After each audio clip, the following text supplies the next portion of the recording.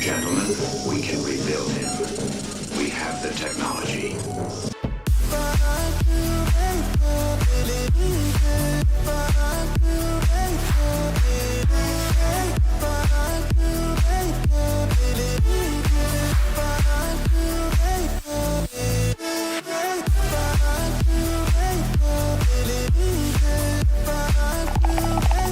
It's all in the wrist.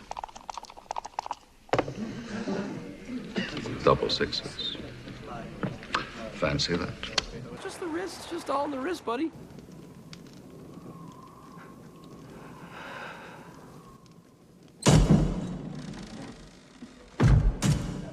That one.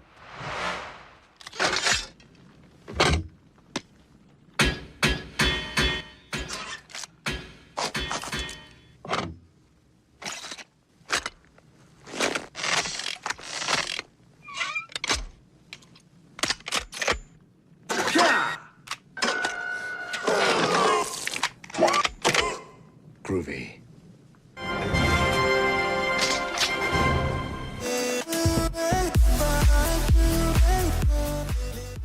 Ladies and gentlemen, boys and girls, adventurers and legends, the stream is about to begin, and ELFSAR's wrist is ready. Hail there, adventurers and legends. Welcome to the stream. My goodness. Oh, man, what a good one today. What a good one today. Today's stream is a nostalgic one. I'm absolutely of the age where I grew up with He-Man and the Masters of the Universe. I was quite literally the target audience for the franchise. I'm 51 years old. And being that old means I was part of Generation X. When the cartoon first aired in 1983, I was 8 years old. Now people often refer to He-Man as like a Saturday morning cartoon. But if memory serves me right, I remember watching it after school each and every weekday.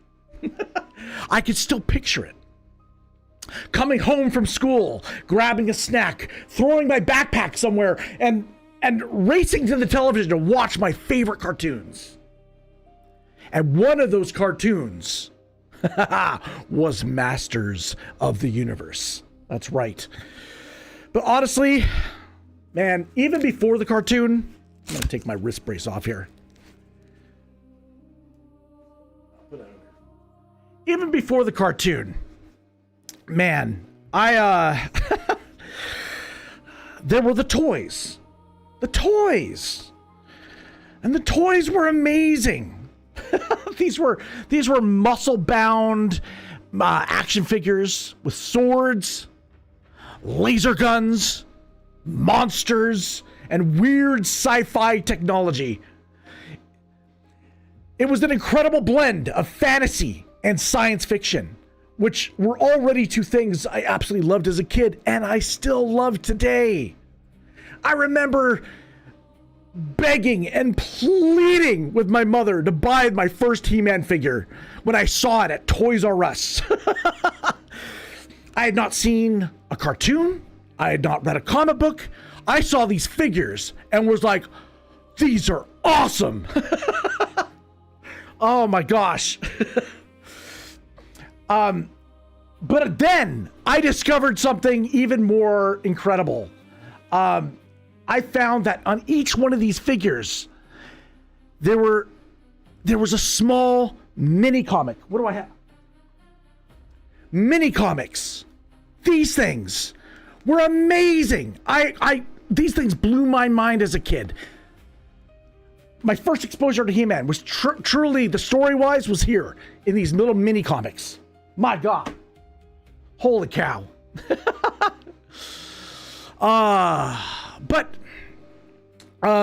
Yeah, now comics, you know, it was one of my very first, but it wasn't my very first. My very first was, that still honor belongs to The Incredible Hulk, where the Hulk fought the leader, and shortly after that I was reading some like Justice League Digest, and then eventually I discovered X-Men. But that's a whole nother rabbit hole that will go down another stream. What I remember most about those early He-Man mini-comics was how different they felt. They were darker. Yes, legendary. They were darker, weirder, and actually more mature than probably what the kids should be reading. But you know what? It exposed me to a lot. It was great. There was a strange mystical science fantasy atmosphere that completely grabbed my imagination. And honestly, it felt very different from the animated series that came later. Because the cartoon itself was much lighter in tone.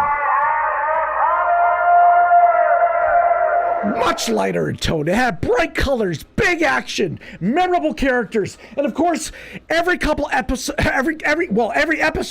ended up with like a wholesome moral lesson at the end of it.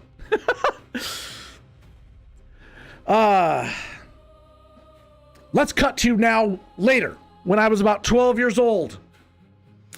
I remember opening up the newspaper. Which, for a younger audience here, yeah, that's how we used to look up movie listings. We actually had to open up a paper and look what was playing.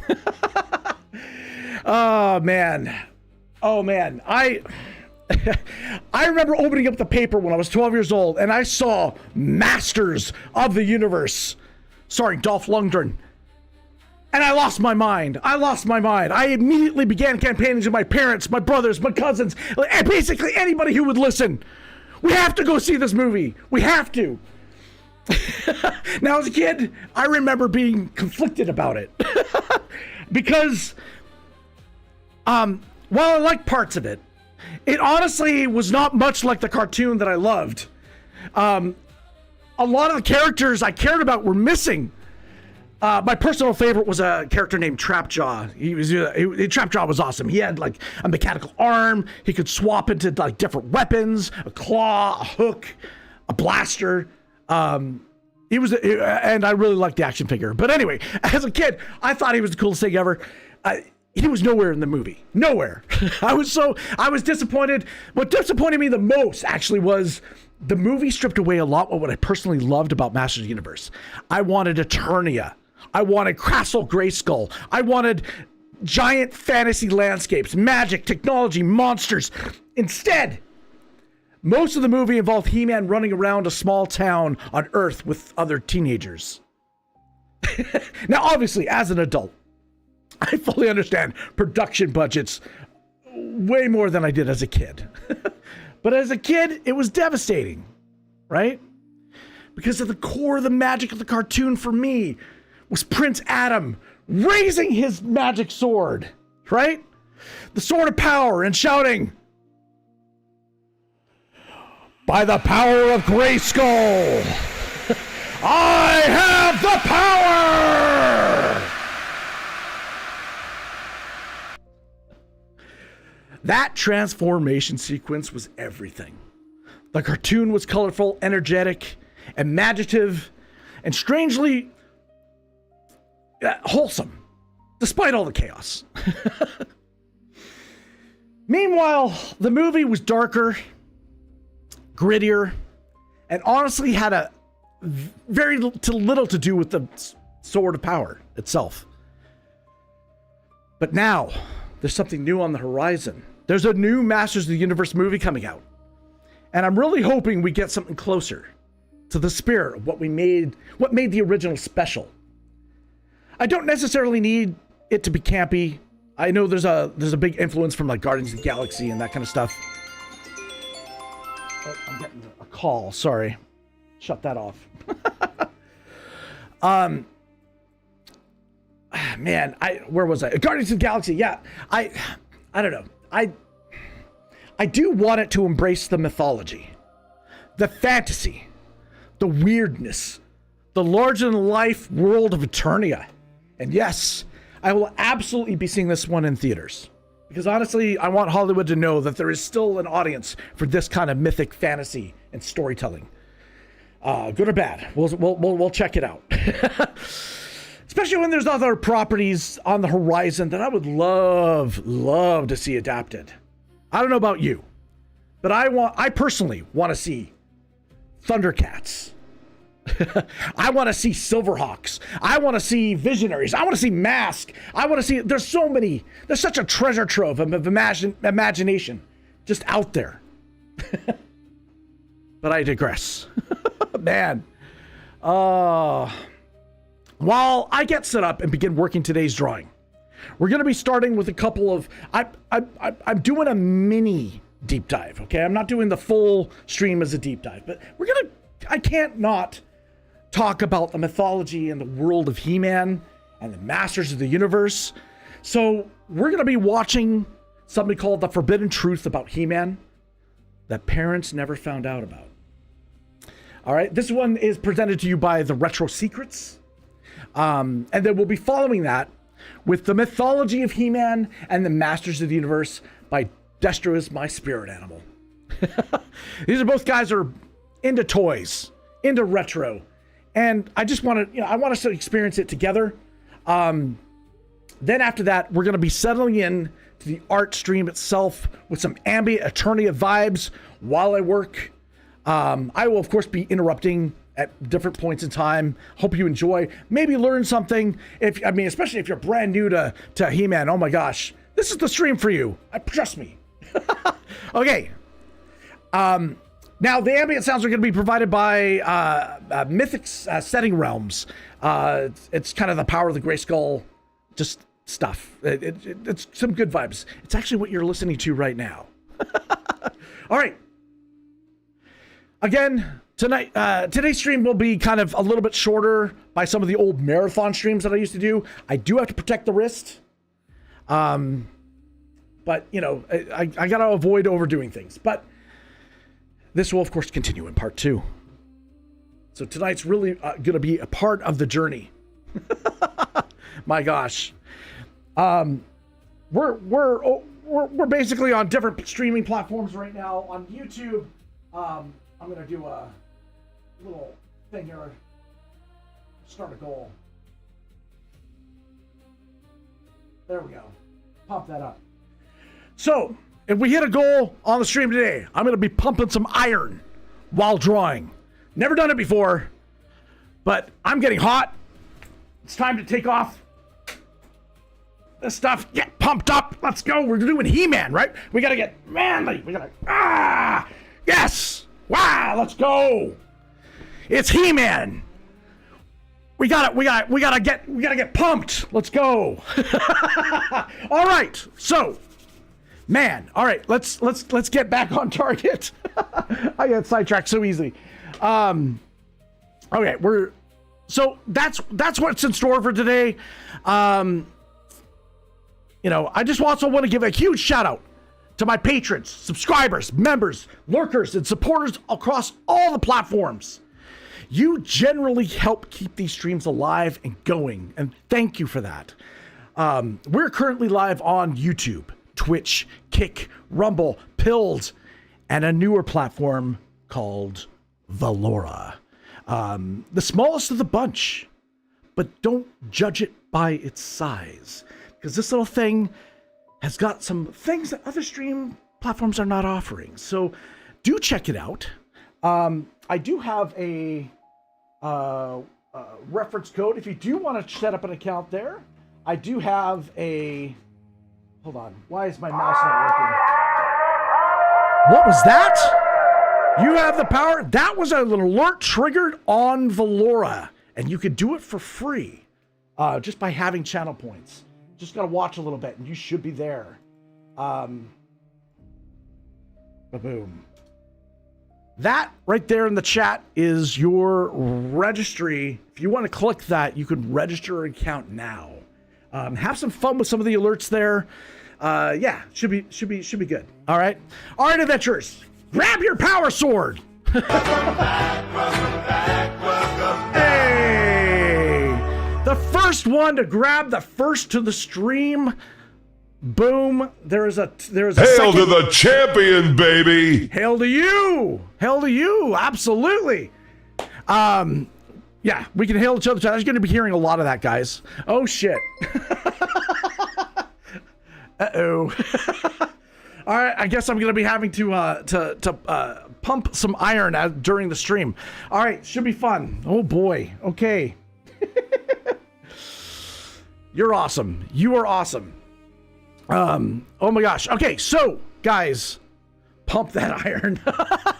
Uh-oh. All right, I've lost myself. We need to ground ourselves by returning back to Eternia. That's what we got to do. Whew. Okay, we are going to be doing the deep dive. While I'm kind of setting things up, once we get through the deep dives, that's when I'll start pumping the iron, if that's cool. I need to set things up for the art stuff first. Otherwise, I can't do it one-handed. All right. We've got this. We got this. Maybe. We'll see. My buttons are not working. It's great. I love live streaming. I love this. This is it's full of things not working. I got my comics here. Now I'm gonna put the deep dive stuff here in place on the big screen. I am gonna be working here in the corner.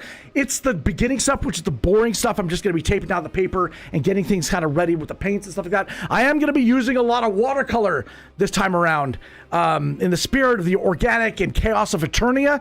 I'm gonna be doing stuff I'm not used to, so mistakes are gonna happen. So that's life. Okay, let's try to remember how I'm doing things. Okay, I need to position this. Now, Stephanie did donate, so if she has to run, we do have to grab some iron. So we are gonna pump some iron a little bit. All right, we'll do that right now, and then we'll continue it later. All right, I don't know how. What do we do? Do it this way? All right. Yes, reps, that's right. I should have brought 2 weights, I only did 1. This is good for the wrist. The wrist is solid. Yes. Every stream comes with technical difficulties, but we power through them, right? Yes, absolutely. We gotta get pumped. Get that pump. Pump it. All right. What's good as a pump if you don't showcase, right? We got to showcase. Right? Yes. Okay. Woo! Are we pumped up for He-Man? Let's go. All right. Boom. Koyoi. Yes, absolutely. There's really cool stuff on Flora. Check it out. There's a lot of stuff you could do. Really deep. The more you look. Whoo! Okay.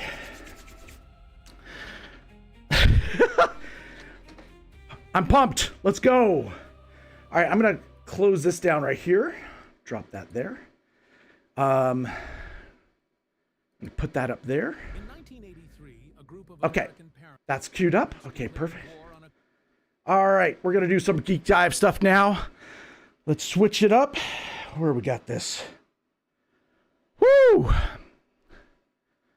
Will this turn on? Come on, work. There we go. I got it. Okay, perfect. Now, not to worry, guys. I'm down here. Just my mic. Boom, boom. All right. So what we're doing? This is only like 10 minutes long, guys. So it's not going to be a huge one. But we're going to do this first while I set things up. All right. Here we go. Let me know if the volume's okay. In 1983, a group of American parents declared war on a cartoon. They called it violent. They called it manipulative. They took it before congressional hearings and demanded it be pulled from the air. The cartoon they wanted to destroy was He-Man. And here is what they never understood. The show they were trying to cancel was already fighting for their children, not with swords, not with strength, with something far more dangerous, with the truth. The story begins not with a hero, not with a sword, not with the most powerful man in the universe. It begins with a number, 65. In 1983, Mattel walked into Filmation Studios and placed that number on the table. 65 episodes, delivered fast enough to air Monday through Friday for 13 consecutive weeks without a single repeat. No major studio had attempted anything like it. Most would have walked away. That's incredible. I didn't even realize that they had made that many episodes. That was unheard of. No wonder there was no repeats. I would watch it, every day after school. And man, what a hook. What a hook. That's so cool. Filmation said yes. And that decision, made under financial pressure, with no margin for error and no room for failure, set in motion something that no one in that room could have predicted. To fill 65 episodes with something worth watching, they needed writers. Not one or two. A full room, working constantly, under a production schedule that left almost no space to breathe. But Filmation was not a wealthy studio. While every competitor in Hollywood was shipping animation work overseas, to Japan, Korea, Taiwan, Filmation's founder Lou Scheimer had made a choice that cost him enormously. He refused to abandon his American animators. In the middle of an industry-wide crisis, while studios around him gutted their domestic workforce, Scheimer kept every one of his people employed. Through the animators' strike of 1982, through the budget cuts, through the impossible math of producing quality content on a fraction of what the competition was spending. The price of that loyalty was permanent financial pressure, and that pressure produced something extraordinary. With no money for complex animation, Filmation developed techniques that would define the studio's visual identity. Hand-painted backgrounds, so detailed and expensive, they were recycled dozens of times per season. That was something I definitely noticed as a kid, was seeing those backgrounds were all hand painted, right? Like, this is the back in the day, guys, where I know they were doing rotoscoping on the show. And so they reused a lot of those bits, the constant scenes of He-Man running or punching the camera, or, they would reuse these things. As you would. You got to, you spent money on it, you might as well recycle it with each show where it made sense. But the backgrounds were especially cool, really cool, all hand painted. Static shots where the camera moved, but the characters didn't. Dark fantasy landscapes, Gothic castles fused with alien ruins, skies that looked pulled from a science fiction novel of another era. Pause any episode of He-Man. Remove the characters from the frame. What remains are paintings, actual paintings, the kind that belong in galleries. Filmation was broke and accidentally making art. But here is what no one had calculated.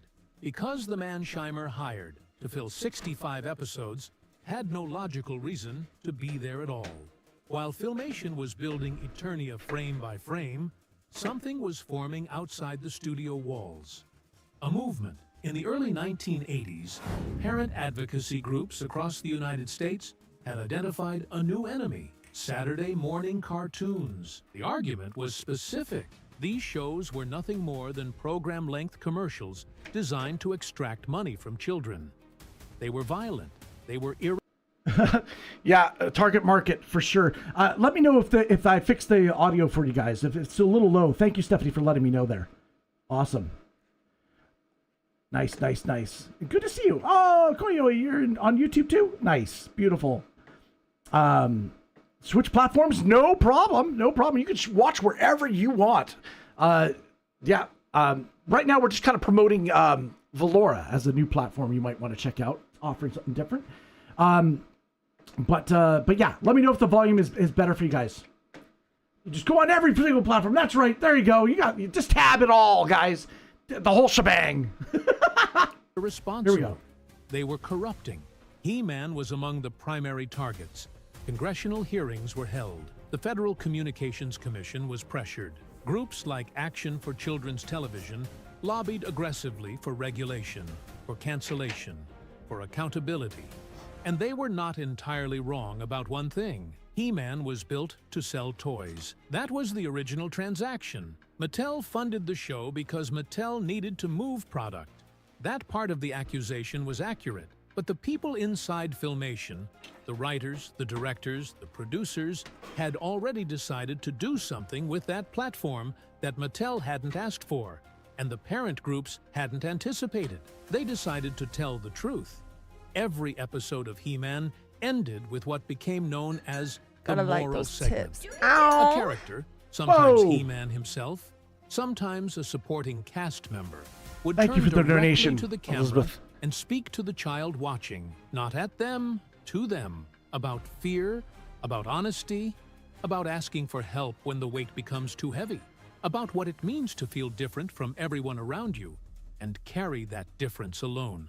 The parent groups saw the moral segment as a cynical legal shield, a way for the studio to deflect accusations of irresponsibility. They were half right. It was a legal shield. Lou Scheimer understood that a show with an educational component was harder to cancel, harder to legislate against, harder to pull from the air. And here is the part the pressure groups never managed to see. It was also something else entirely. This is what almost no one knows. Lou Scheimer and his writers began receiving letters, not from critics, not from toy industry executives, not from the parent groups still marching outside congressional buildings demanding the show be canceled, from children. Children who wrote to say that the show's moral segments had reached them somewhere nothing else had reached. That a story about admitting fear or about asking for help when the weight becomes too great had changed the way they saw their own situations. Scheimer documented these accounts in his autobiography. They were letters he kept. One story in particular became well known, that of Josh Johnson, a child who loved He-Man deeply and who received a special message recorded by the show's own voice actors. Years later, he met Scheimer in person during the filming of a documentary. That kind of impact was not in the contract with Mattel. It was not in any production schedule. It was what happened when people with something real to say were handed a platform, even one disguised as a toy commercial, because the show the pressure groups were trying to destroy was quietly and without announcement doing something that no one outside those writers' rooms had planned. That tension between what He-Man appeared to be and what it actually was is the defining architecture of the entire series, and it runs deeper than the letters. It runs all the way to the center of the story itself. Return to Eternia. Prince Adam, privileged, son of a king. By every external measure, a young man who has everything. And by every internal measure, a man who is completely alone. His father, King Randor, believes his son is weak, cowardly, a disappointment wearing a crown. The king does not know, cannot know, that the young man he dismisses every morning is the same warrior who saves Eternia every night. Adam carries that in silence. But here is the distinction that matters. Every major hero of that era carried a secret identity. Spider-Man, Batman, Superman. The formula was familiar, almost comfortable by 1983. What Dini and the Filmation writers understood, and what separates He-Man from every other version of that formula, is the specific nature of Adam's burden. Spider-Man is a teenager processing guilt. Batman is a traumatized orphan processing grief. Superman is an alien processing displacement. Adam is a son processing his father's shame. That is not a mythological weight. That is not a cosmic burden. That is Tuesday morning at the breakfast table. That specificity, ordinary, domestic, suffocating, is what made an entire generation of children feel seen by a show their parents were trying to cancel, and the writers knew exactly what they were doing. Now consider the censorship. The rules imposed on He-Man by the broadcast standards of the era were precise and unforgiving. He-Man's sword could not cut anyone. He could not fire a weapon. He could not cause direct physical harm to an opponent. The most powerful man in the universe was not allowed to fight. Other shows of the era found ways. Wow, I never even realized that. He couldn't really use the sword against anybody. That's so restrictive, right? Robert, you know a kid who wrote to He-Man? Oh, cool. That's awesome. That's so cool. Yeah, that's quite a, I mean, you know what that did? Was that forced creativity. How do we solve problems? How do we solve problems if He-Man can't really fire a weapon at anybody or hit anybody down with a sword? Around these restrictions. But He-Man, a flesh and blood man defined by physical power, had to find a completely different solution. And what the writers built inside those restrictions is genuinely strange. He-Man solved problems with intelligence. He redirected. He outmaneuvered. He changed the environment rather than attacking the enemy. He talked to Skeletor, actually talked to him, and dismantled the logic of his opponent's position with argument rather than force. The censors believed they were neutering the show. What they actually did was create the most pacifist action hero in the history of American animation. The censors handed the writers a constraint. The writers turned it into a philosophy. Filmation closed in 1988, and almost everything they built disappeared with it. For 40 years, Wow. The verdict on He-Man was delivered by people who never looked past the surface. They saw the recycled animation, the toy tie-in, the pink vest. They didn't see the letters Scheimer kept in his office.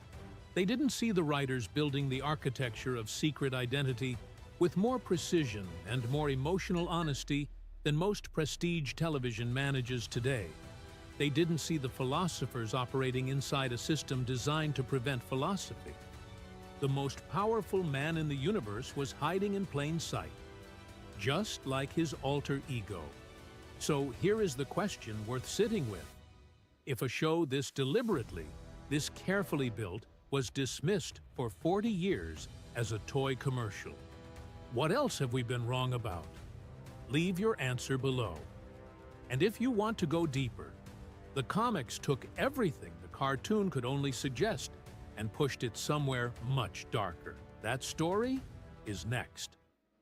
There are so many things to worry about in this world, but the greatest threat comes not from our planet, but from another galaxy where a war wages on to decide who will be our master. This is the mythology of He-Man and the Masters of the Universe.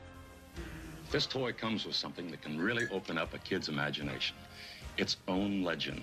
He-Man! To explore this mythology, we will use images and artifacts from the Masters of the Universe toy line, magazine, comic books, and cartoons.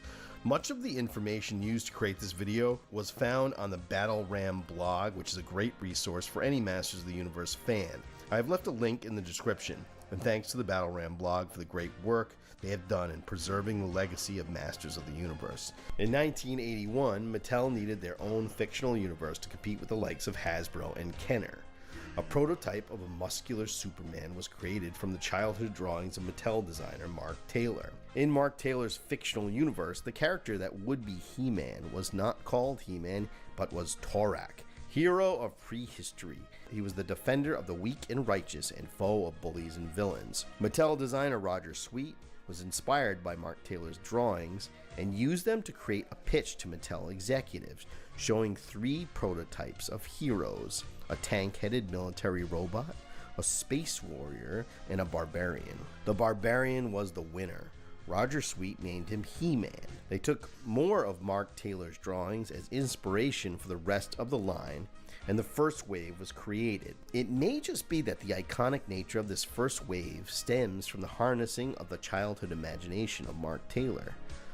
He-Man was going to be a Conan-like barbarian, living in a tech-infused fantasy world full of warriors, monsters, and technological marvels. While the main inspiration is Frank Frazetta's drawings, Mark Taylor has said that he was as inspired by John Carter, Warlord of Mars, as he was Conan. Yes, in its Frazetta, first few years, man. He-Man became a massive success, at one point dethroning Barbie as Mattel's #1 seller. Now, any action figure lore is created by not just one person, but by a collaboration of artists, sculptors, designers, and writers. Mark Taylor is considered by some as the unofficial father of He-Man, as it was his drawings and concepts that led to the creation of the most iconic characters. Mark even was the sculptor of Castle Grayskull. However, Mark left Mattel when he believed the brand had gotten too far away from his original concept and moved on to working on the Teenage Mutant Ninja Turtles. Other designers such as Martin Ariola and Roger Sweet took over, creating many of the famous characters. For He-Man, art was everything, and it was the gorgeously painted packaging art that fueled the imagination of every Masters of the Universe fan. Rudy Obrero created many of the Frank Frazetta-inspired package art. Later, he was joined by William Garland, William George, and Joe Chiodo, who all created iconic art for the brand. And, of course, the great Earl Norem, who created the beautiful covers to the Masters of the Universe magazine. This is the He-Man many of us remember. It was a more frightening, stranger, more dangerous version of Eternia than the Filmation cartoon world. The art evoked a real sense of threat. The Skeletor of this version was never silly or weak. He was a monster, capable of world-ending terror. However, it is the cartoon that would give the definitive version of the story, the one that survives to this day. Developed by Lou Scheimer, who also was the voice of Orko, the cartoon in the comic book invented many of the story elements that have become the lore. The cartoon had a few great storytellers on staff, including J. Michael Straczynski, who was a major force in the comic book world and created the hit sci-fi show Babylon 5. Along with DC Comics and Star Comic Books, this mythology has been expanded on by the 2002 animated show, the comic books, the MOTU Classics collection, as well as the Netflix series Revolution.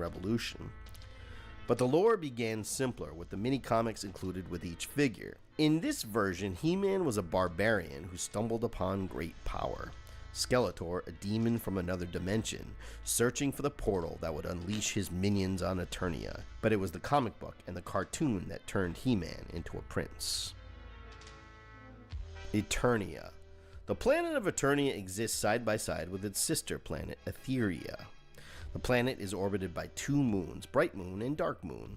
Bright Moon illuminates the side of Eternia where Eternos, the capital, resides, while the Dark Moon covers the area that Skeletor rules. Eternos is a technologically advanced city ruled by King Randor and Queen Marlena. Queen Marlena is an astronaut from the planet Earth whose spaceship crash lands on Eternia. Marlena meets Randor and falls in love. Years later, she marries him and becomes queen. Queen Marlena eventually gives birth to twins, Prince Adam and the warrior child that would eventually grow into She-Ra. But upon She-Ra's birth, She-Ra was stolen by the villain Hordak. Prince Adam grows up a strong, kind, agile youth. One day, he was wandering through Eternia's wind forest and he saw a falcon flying overhead. The falcon transformed into the sorceress. She told him that his birth had been foretold by ancient legends, and the spirits had chosen Adam to share in their secrets. She beckoned him to enter Castle Grayskull. There she gave him the power sword and told him to strike it against the stone, then lift it above his head and chant, "By the power of Grayskull!"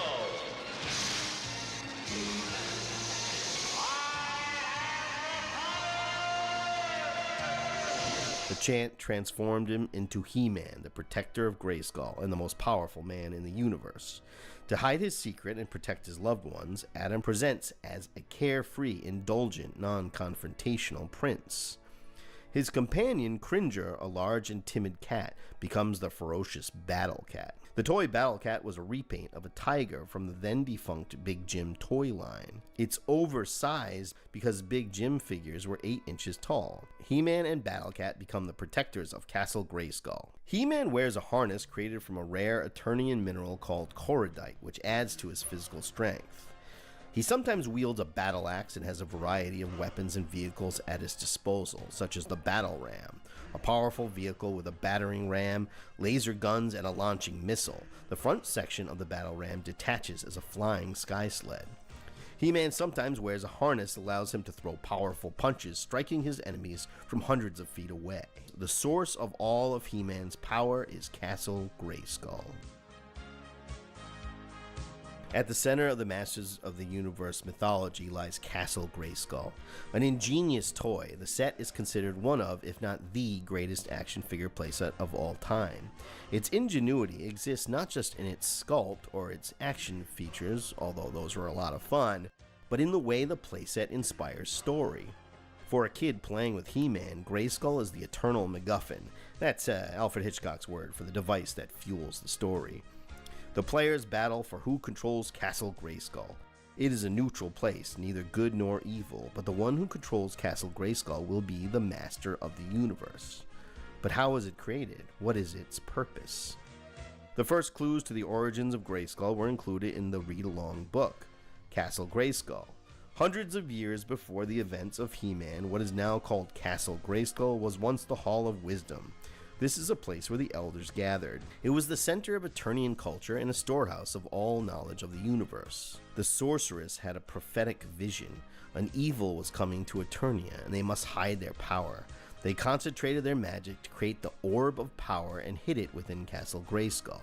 The face of Grayskull is a fanged skull, its terrifying facade designed to hide the magic inside. Named after the famed warrior King Devon Grayskull, who died sacrificing himself to beat back Hordak. Grayskull was a kind and powerful ruler who presided over Eternia with his wife Vina, who would eventually become the first sorceress. When the evil Hordak attempted to take over Eternia by opening a portal to the dark dimension, the Spondos, a move that would have doomed Eternia. Riding atop his battle lion, Grayskull waged a ferocious battle against Hordak and his minions. Grayskull sacrificed himself to close the portal and send Hordak back, but upon his death, his power was concentrated into the Power Sword. The elders kept the sword, waiting for the day when a champion would be born who was capable of wielding its power, and a sorceress was appointed to protect the castle. The being known as the sorceress is the protector of Castle Grayskull and imbued with mystical powers. However, her powers are confined to use inside the castle. There is not one sorceress, but several. The first sorceress was Vina, the wife of King Grayskull. She immersed herself in the Pool of Power, a magical body of water hidden deep inside the castle, and emerged the sorceress.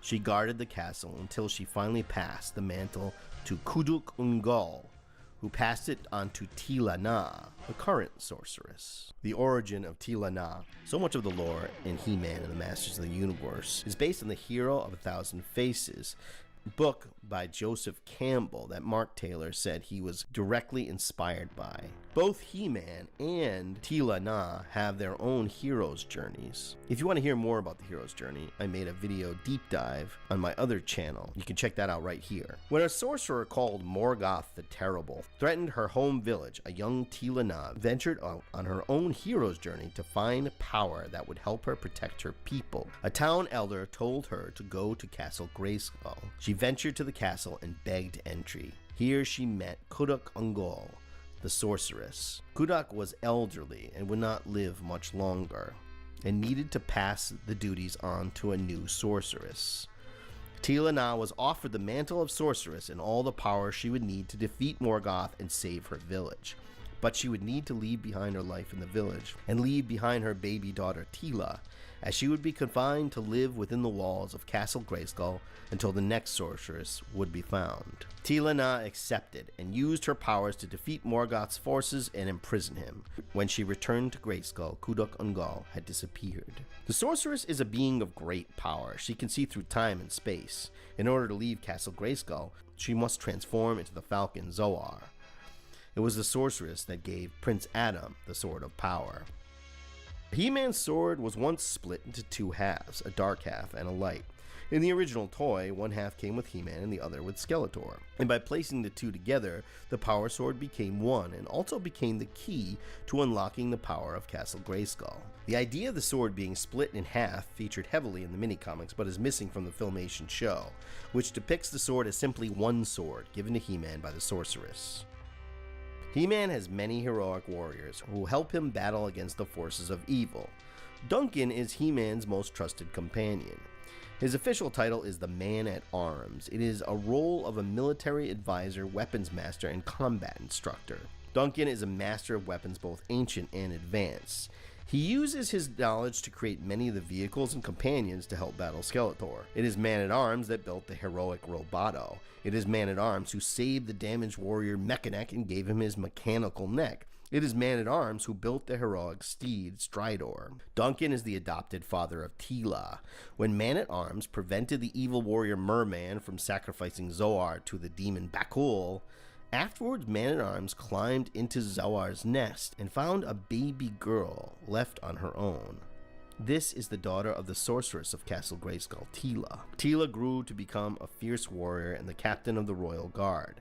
It is prophesied that one day she will become the sorceress, a prophecy that comes true in the series Masters of the Universe Revelation. The original Teela action figure was meant to be two characters in one, Teela the warrior and the goddess. The goddess wears a snake armor and wields a snake-headed staff. While the myth of the goddess has changed and evolved through the many versions of Masters of the Universe, the current mythos sees the goddess as a separate character, Sharella, who has existed before the time of King Grayskull, and has guided many warriors throughout Eternian history.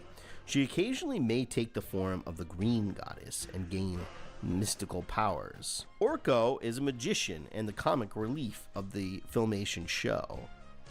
He is a Trollin, born in the interdimensional world of Trolla, who was transported to Eternia during a cosmic storm. He stumbled upon a young Prince Adam and his pet Cringer and saved them. For his brave deed, he was granted the role of court jester. On his homeworld, he is an accomplished magician, but due to the differences in laws of physics from Eternia and Trolla, his magic often backfires here, and he becomes the source of much comedy. His face is covered, as it is Trollin custom to never show one's face. The mysterious figure Zodak is neither good nor evil, but a cosmic enforcer. He seemingly knows all. He is the last surviving member of the Council of Elders, the beings responsible for creating Castle Grayskull. He is a being of great power, but stays neutral in the conflict, although he seems to favor the forces of good. There are many races living on the planet of Eternia. There are the Rock People, led by Stondar and Rockon, who are refugees from a destroyed planet. The Gar, a face of blue-skinned people that Skeletor and the heroic warrior Cyclone come from. The Widgets, a race of dwarf-like humanoids who mine cordite, the material used for He-Man's Baldric. The Avionians, who live at high altitudes in the mystic mountains in the city of Avion. The heroic warrior Stratos is their leader. And a race of dragons led by the wise Granomir that lives in Darksmoke, a citadel in the ice mountains in the northern part of Eternia. The Mossman is a being of great power that exists as one with all the plant life in Eternia. He can control plants and grow vines from his body or disguise himself by becoming one with the environment. The action figure had a nice pine scent. He is an entity and fulfills an important role in keeping the evergreen forest of Eternia vibrant and flourishing. In addition to these warriors, He-Man has many more heroic friends, like Manny Faces, a former actor who can transform into 3 modes, robot, human, and monster, or the warriors Ram Man, Fisto, Rio Blast, Clamp Champ, Snout Spout, and more. And he will need all the help he can get, as the forces of Skeletor are always plotting to take Castle Grayskull and use its power for evil.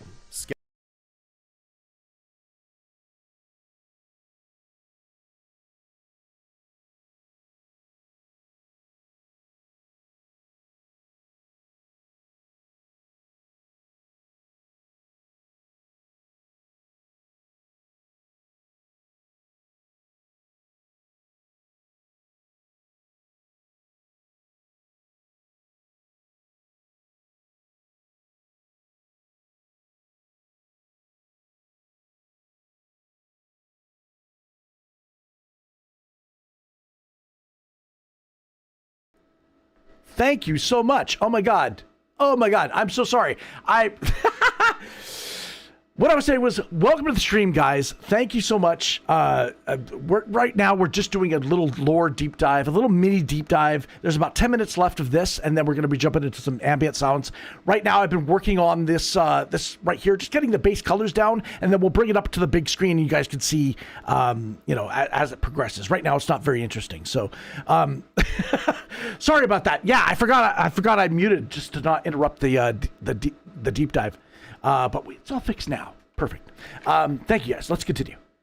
Skeletor and the Evil Warriors. Skeletor began as a drawing from Mark Taylor from a story Mark had begun writing back in college, and was resurrected when pitching the storyline to Mattel executives. The mini-comics present Skeletor as a demon from another dimension, desperate to conquer Castle Grayskull so he may open a portal to unleash his armies upon Eternia.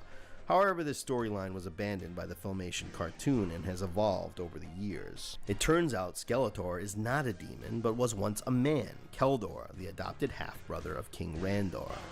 His blue skin is because he is half Gar, a race of blue-skinned Eternians. He was denied the crown and sought to take power from his brother. He became the apprentice of the evil sorcerer Hordak and proved to be adept at magic. So if he is human, where did he get his skull-like appearance? When Keldor attempted to assassinate King Randor, Keldor tossed a vial of acid at his brother, but Randor deflected it back at him, searing the skin off of his face. Hordak saved him with magic, but left him with this grotesque skeletal appearance. In an alternate continuity, Hordak presented Skeletor with the Havoc Staff, a weapon of great power. The corrupting power of the Havoc Staff melted Skeletor's face, leaving him with this skeletal appearance. It also wiped away the memory of his former life. Skeletor eventually betrayed Hordak in a play to take Eternia for himself. Skeletor is a master sorcerer with many powers at his disposal. The Havoc Staff is an ancient weapon passed down from sorcerer to sorcerer. It can fire bolts of energy or be used to direct magic. If that is not enough, Skeletor can bring out the Terror Claws, massive claws that can rip through metal.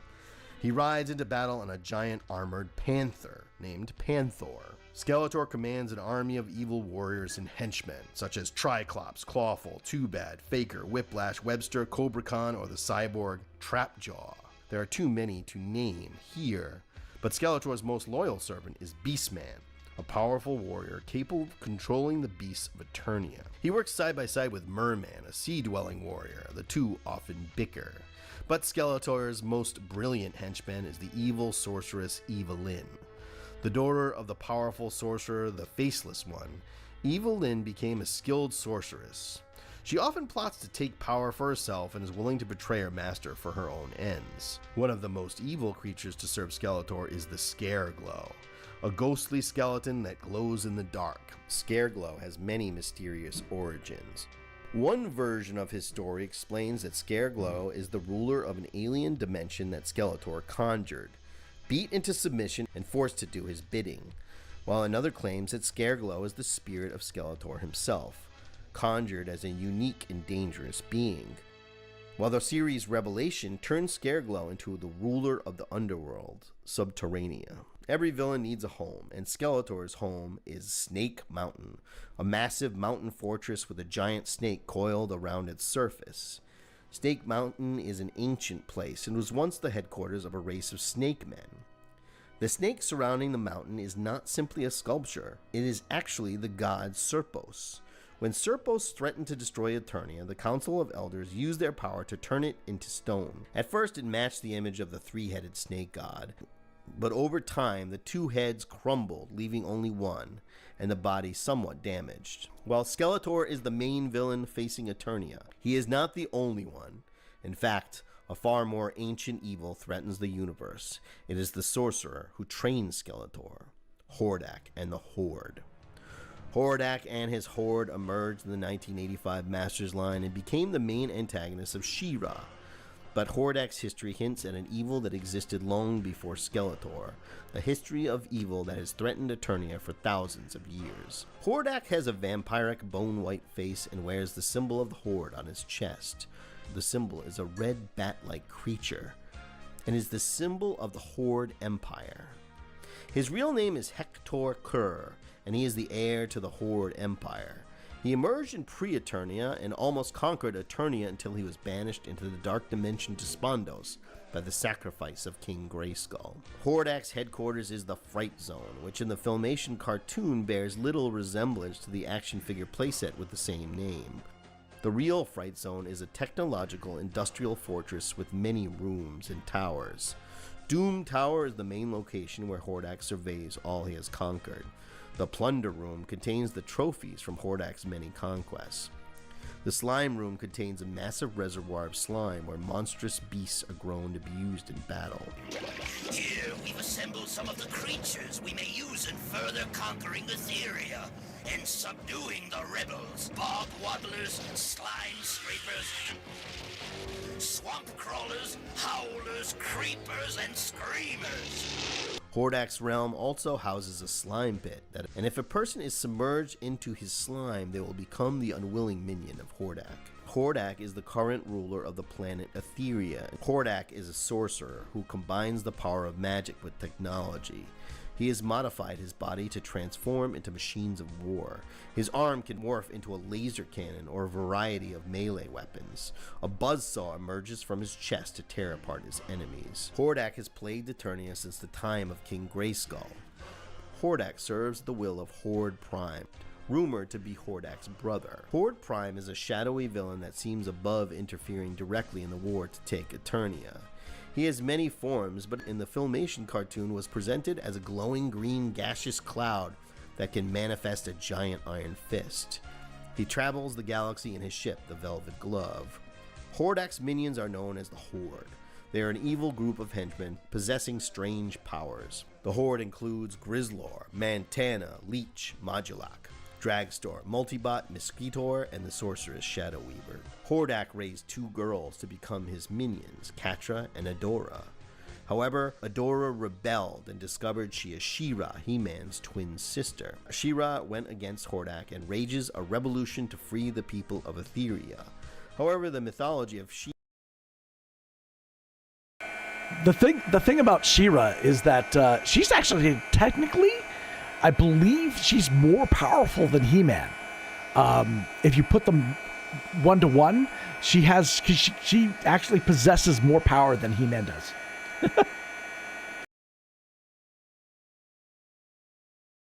Oh, we have a visitor. Excuse me. Oh, I've got my thing on. We have a visitor here. Back up. Oh no, back up left. Never mind. Never mind. He'll be back. She-Ra is without a doubt worthy of its own video, so we will only briefly reference her here to leave room for further exploration. In addition to the evil warriors and the Horde, Eternia is under threat from many other evil beings, like the evil Count Marzo, a corrupt sorcerer who commands a legion of shadow beasts, or Evil Seed, the evil master of plant life, who can conjure monstrous vegetation to do his bidding, or the Anti-He-Man, the master of Anti-Eternia, a hellish world located in the universe of darkness. But the most ancient evil that threatens Eternia is King Hiss and his army of Snake Men. The Snake Men, ruled by King Hiss, are a group of warriors from the prehistory of Eternia. King Hiss's humanoid appearance covers his true form, a mass of venomous snakes. He has the power to hypnotize his enemies and wields a staff that can fire snaking bolts of energy. He commands an array of snake men, all with different abilities. King Hiss answers to the Unnamed One, a shadowy figure who we never see the true form of. Hundreds of years before He-Man was born, King Hiss created an empire that conquered galaxies, until he finally settled on Eternia and built Snake Mountain as his home. The Snake Men attempted to conquer Eternia, but were beaten back by the ancient warrior Hero and his friend Eldor. They were trapped in a limbo-like dimension until they were released by Skeletor. Skeletor and King Hiss created an uneasy alliance, agreeing to band together to take over Eternia, while vowing to destroy the other as soon as the task was done.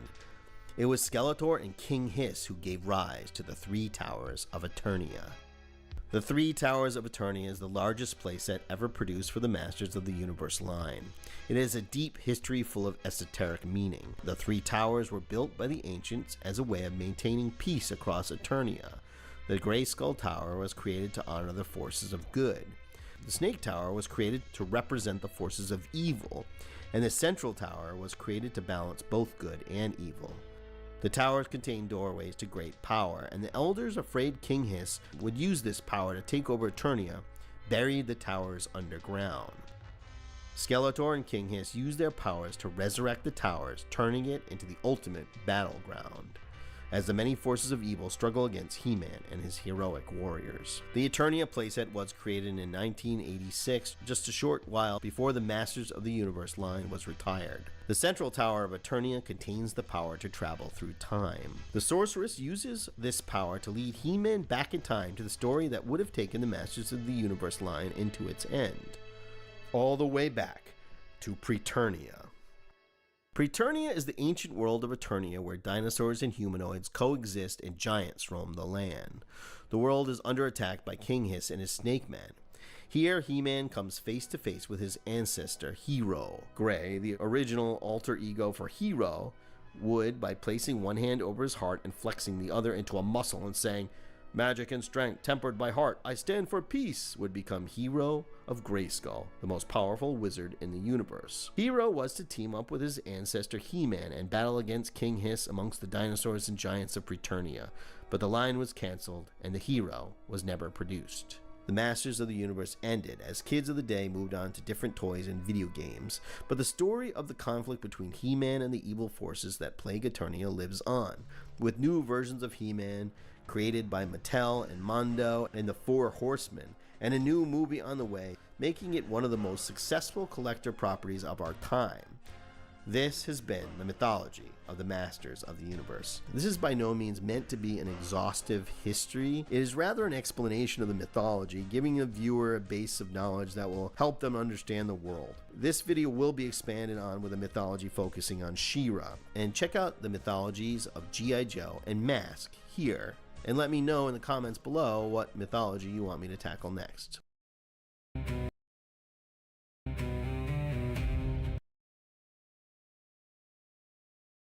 Muted again. I'm muted again, aren't I? Oh my gosh. Hey, welcome to the stream, guys.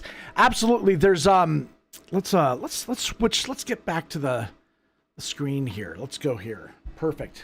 There we go. We did a little bit of a deep dive, a mini deep dive, mythology and history of Eternia, He-Man, Masters of the Universe, and I just felt it was important for this stream. I couldn't do a drawing or painting of He-Man without sharing what I loved about it. We did that in the very beginning of the stream. I wanted to really kind of do these deep dives. We're going to do some just some ambient music as now the stuff's becoming more interesting. We'll bring it up on screen here. Good. Black Rainbow says, yeah, I know. It was so many, like, it was the target market was to sell toys. That was the whole purpose of the cartoon, the whole purpose of that. But the mythology behind it was really, really interesting.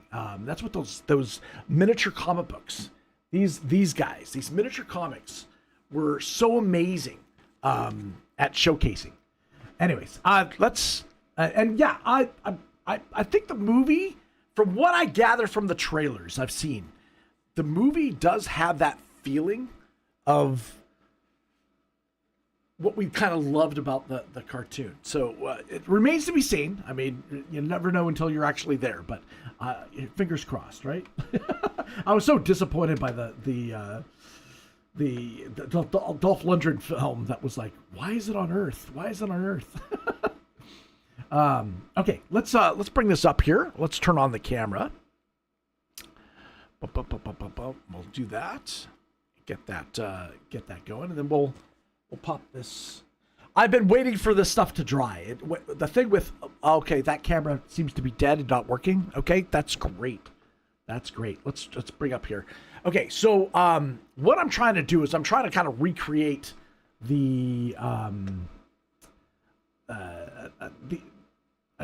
we're trying to recreate that signature moment when He-Man says, he pulls the sword. It almost looks like he's bench pressing the sword, right? He basically says, "I have the power," right? That kind of thing. In fact, actually, we have an alert on Valora that has that. I'll where is it? I think it's over here. There you go. Elizabeth took it. See, nobody does it best other than He-Man. That's how he says it. Looks sick already, like impressionism. Well, okay, so I got the base colors down. I'm not comfortable with doing it this way, but I'm trying to work with watercolors and do a little bit more watercolor stuff. So we basically have him. What I plan to do is I want to have electricity going along the sword and kind of coming out of the blade, kind of shooting out. You know, I think that'd be a really, really cool thing. But I'm trying to imitate that classic, you know, him holding the sword and screaming that he's got the power. All right, let's get to some vibes going. Let's play some music here. Do let me know if it's too loud. We did turn it up for the deep dive, but okay. So we've got that going there. Let's can I get closer? There we go. Okay. Yes. So you can see here he's holding the sword in that kind of classic bench pressing way.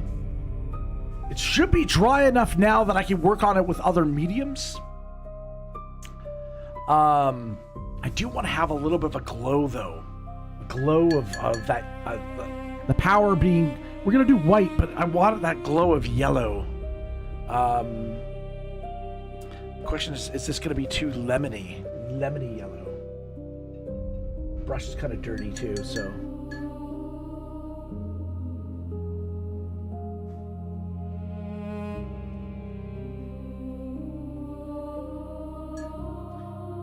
But the mythology of He-Man and fantasy, blend of fantasy and sci-fi, just spoke to me as a child. You know, it was like Conan mixed with you know, space and monsters, and I just loved it. I still love it. A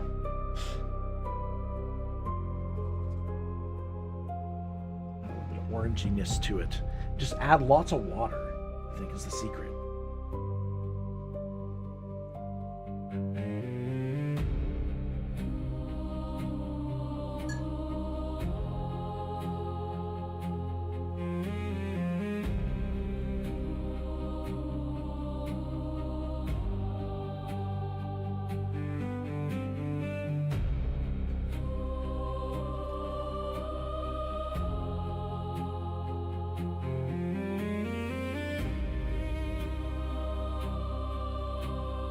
Legendary.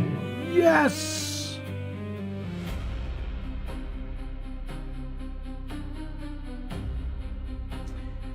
Yeah, for those that don't know, I've just started adding new alerts to Valora. Valora is a platform that you can activate alerts with channel points. Completely free.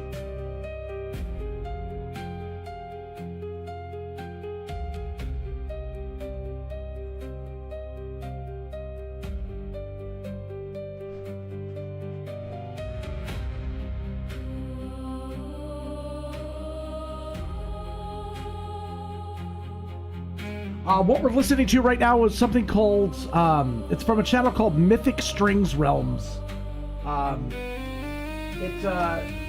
It's kind of ambient music with a theme, right? So this is kind of Masters of the Universe. I love drawing to with music in the background, so.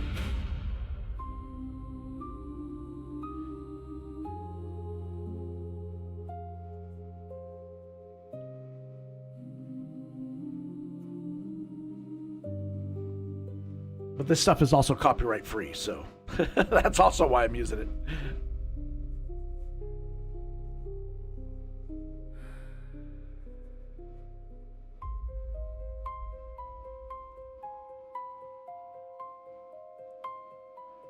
All right, I put on some yellows on here. I know it doesn't look like much. I'm just trying to create a little bit more of a glow. That when we do over with the white, it'll all make sense. But I've just wet the paper again, so.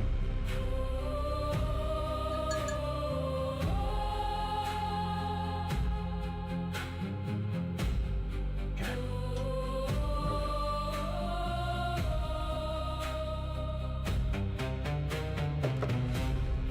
I gotta dry it before I can work on it anymore.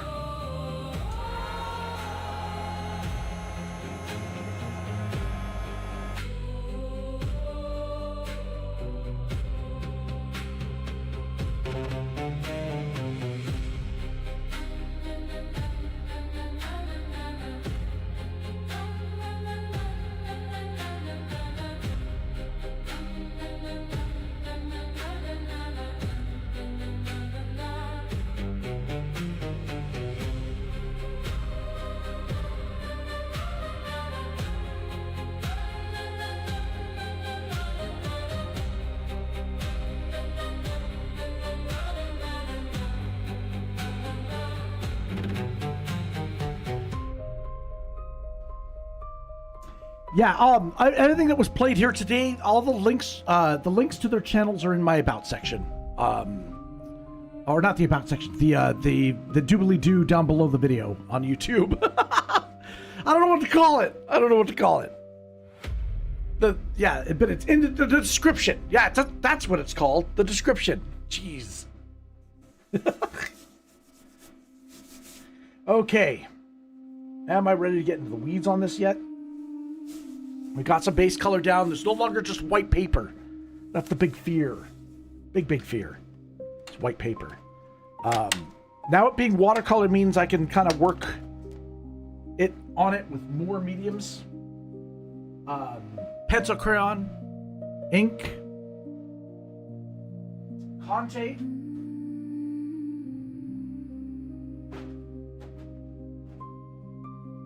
All right.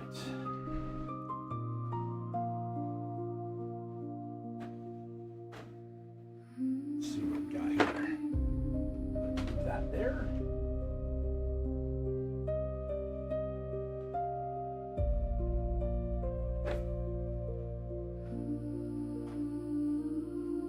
Where I want to go from here is with some felt tips. Felt tips is where I'm going to go with next, I think. Do some grayscale. So what I'm going to be using next is something called Tria art markers by Pantone. These are basically colored by numbers. It's got the reason why they call it Tria. Oops, where's my camera? Tria is because it has 3 nibs. It's got a thick nib on the end, right here, like any kind of normal alcohol-based pen. And then we've also got at the very tip, we've got a thinner tip. And then if you open up a second one here, it feeds into a smaller fine tip as well. So it's got 3 different tips. And they are refillable as well. The doodly-doo, that's right.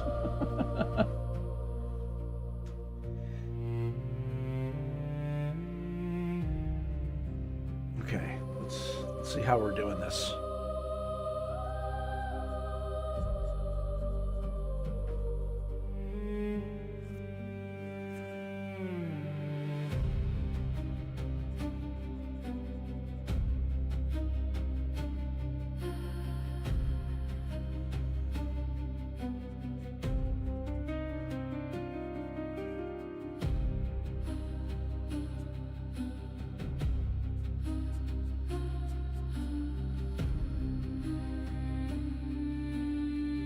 Right on. Okay, this will work, I think.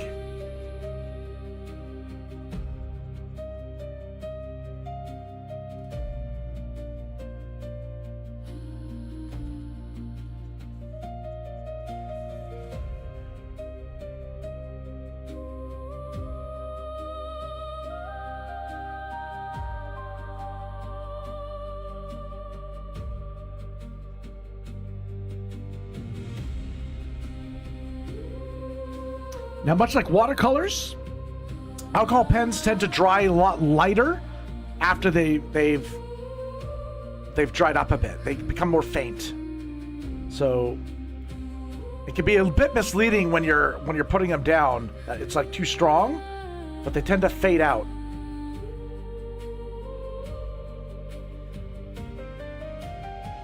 You gotta just get used to working with them.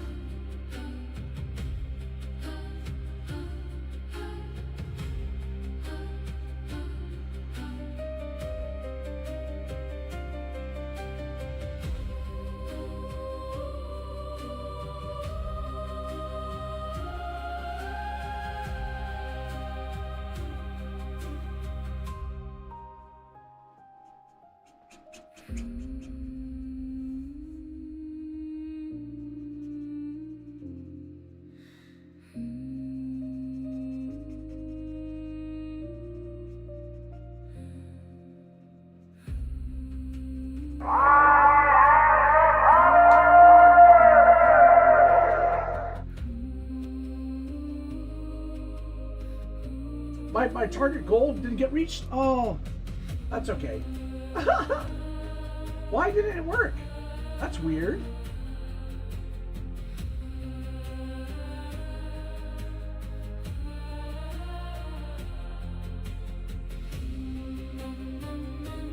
Yeah, I'm not sure why that didn't work. That's a YouTube thing.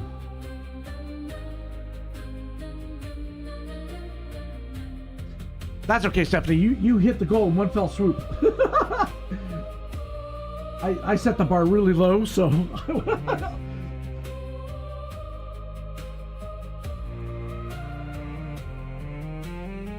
all good.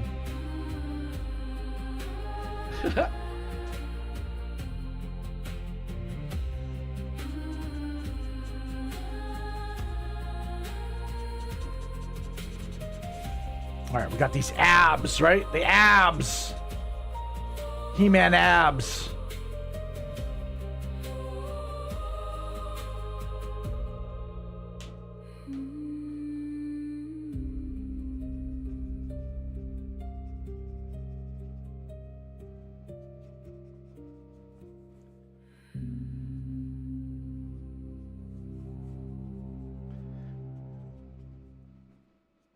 It's an interesting thing because it's kind of like I want to do shadow, but at the same time, there's going to be light coming from the sword.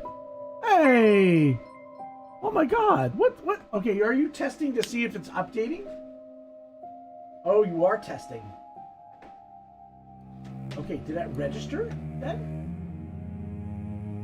How do I have to refresh. Hold on.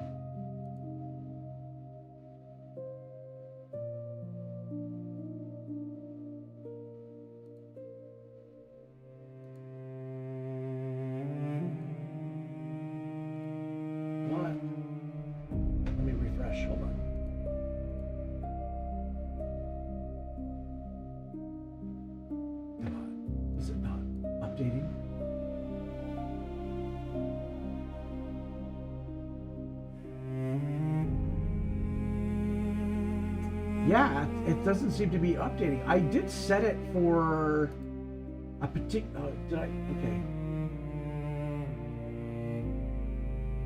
It says top chat. I don't want top chat.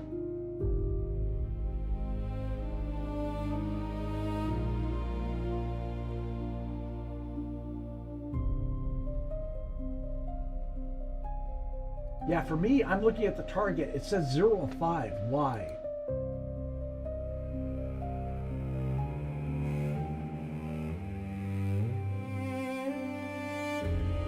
I don't know. That's still too new to me. I don't know. I don't understand why it's not working. I'll have to read about it. YouTube doesn't make things easy. I'll say that much.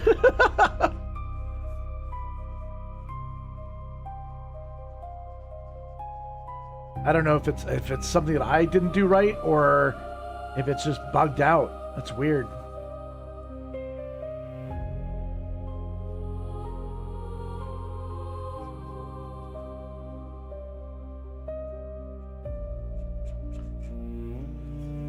Okay, we got this. We've got his screaming. Let's.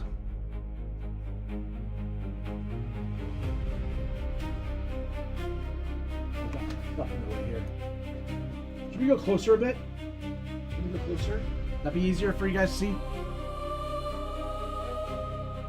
Ain't that the truth? I know, right, Elizabeth?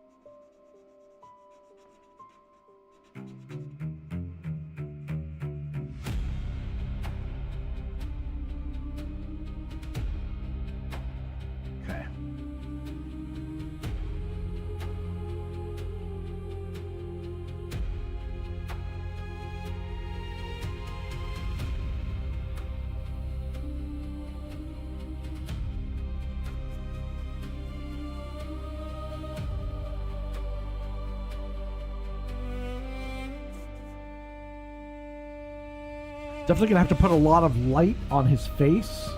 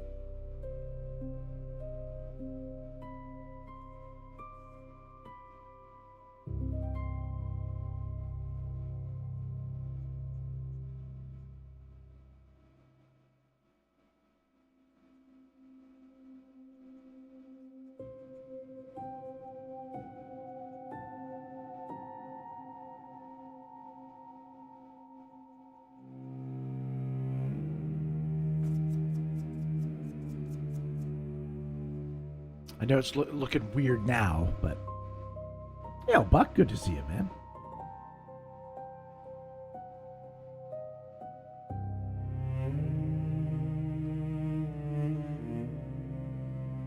Oh, Luna was Elizabeth's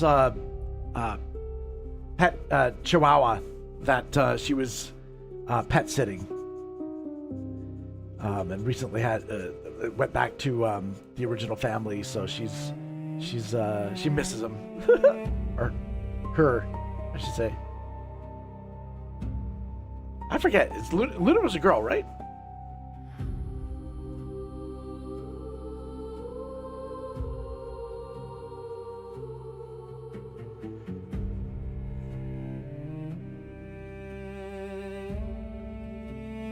Okay.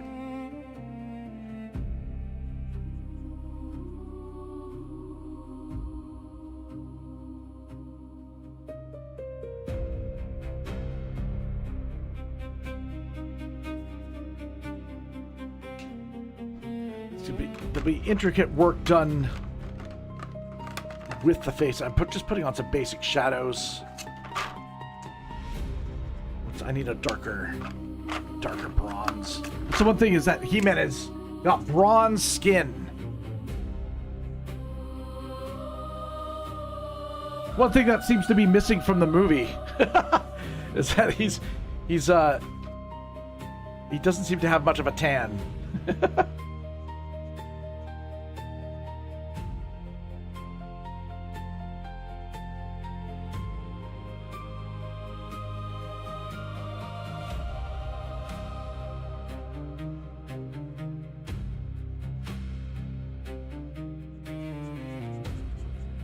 The old original comics was he was like a bronze barbarian.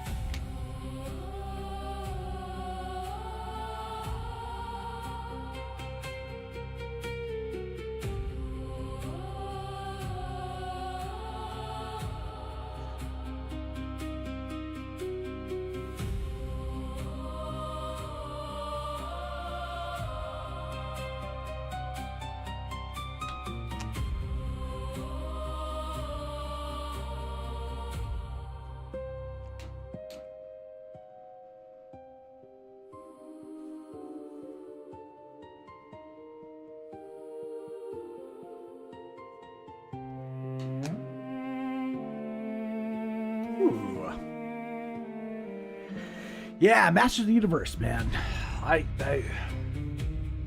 never thought I would live to see another version come out. I'm looking forward to it. I am looking forward to it. Just for the nostalgic feels, if anything else.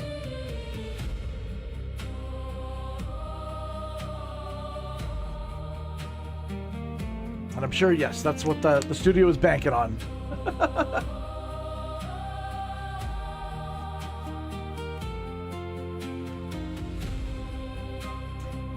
Lockreader says, Lino passed away in February. Oh.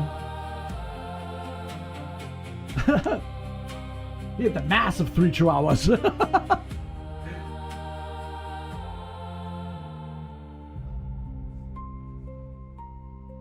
What kind of dog? What kind of dog was he?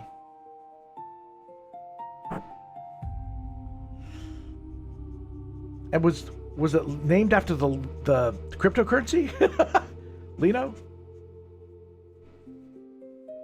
No, it probably not.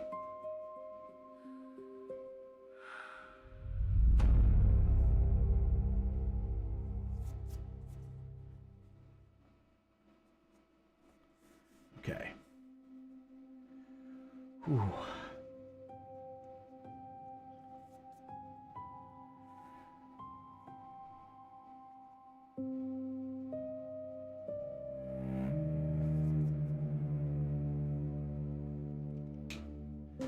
I need to kind of establish my darks, but at the same time, there's a lot of intricate work I need to do.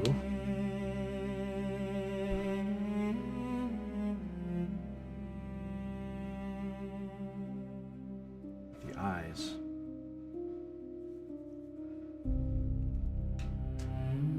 But we're not. See, I want to get into doing detail stuff, but we're not there yet. We're still gonna put down our base shadows and stuff.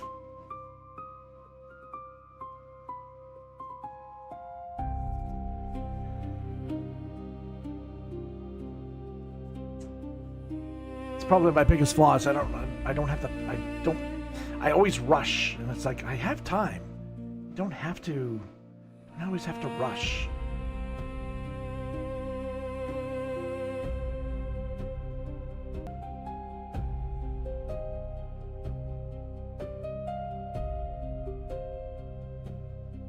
Oh, short form of Bellino. Okay. Okay.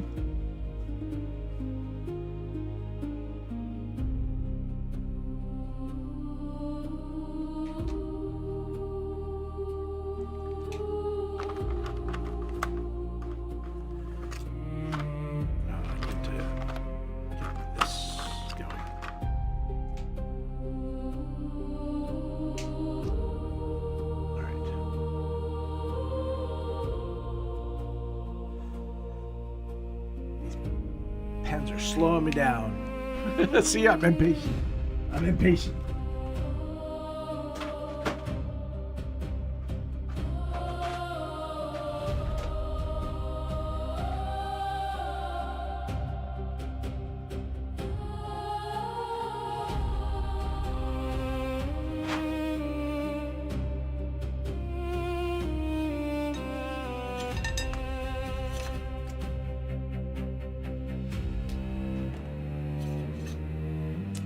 Where is... Let's grab the pens.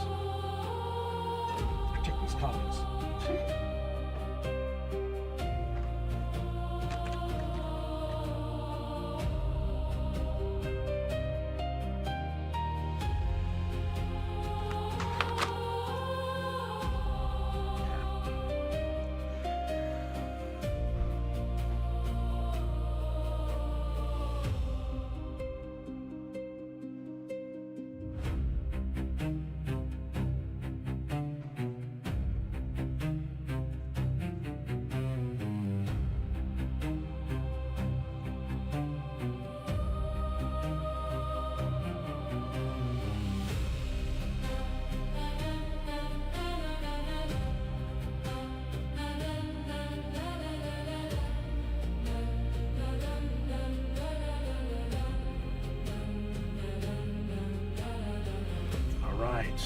Adding some black ink on top of this stuff.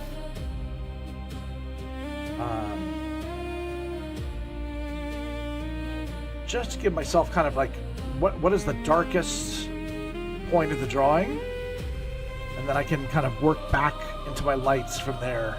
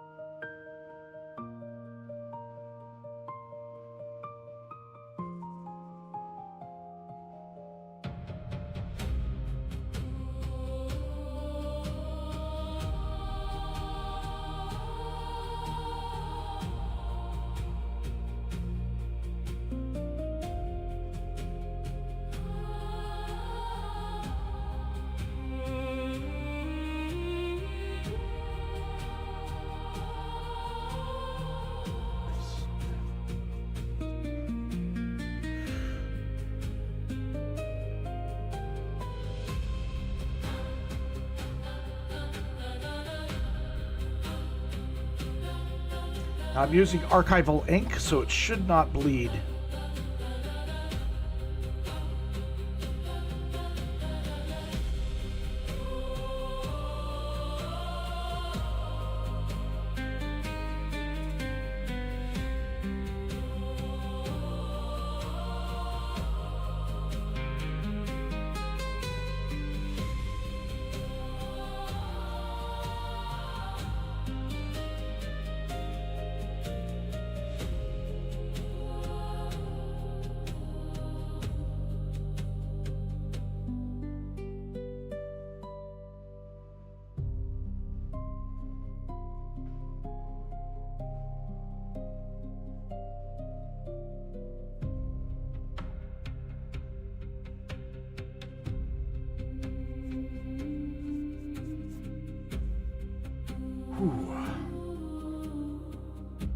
This will be my version of that classic pose, kind of done with my kind of, I guess, art style? I don't know what else. I guess it's a style.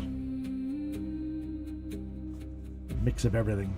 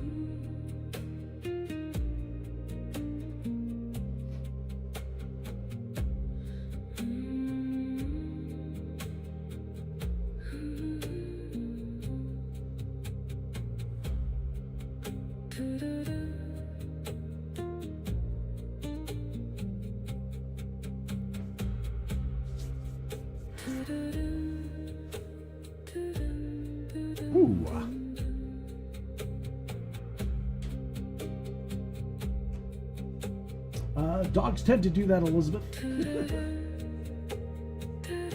I know, right? There should be a dog with a birthday hat. The one thing YouTube's really bad with their, like, the platform's emotes are kind of not the greatest.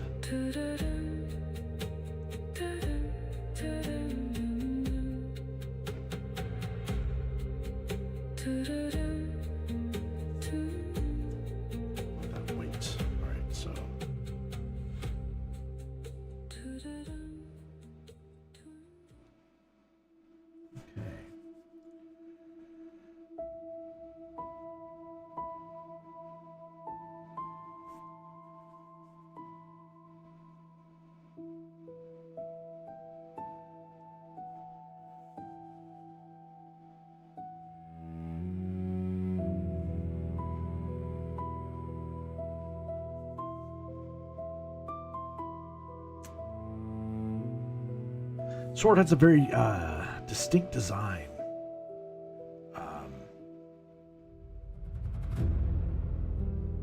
It's got kind of like handles on each side.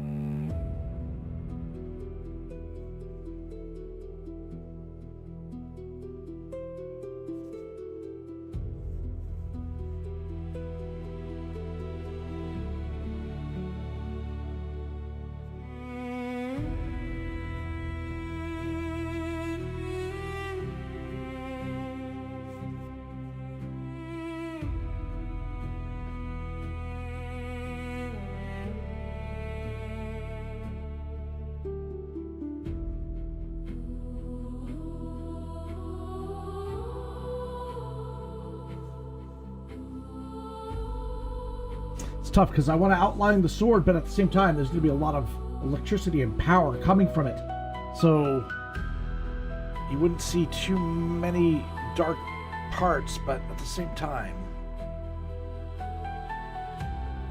I need to establish the sword part. It is a sword.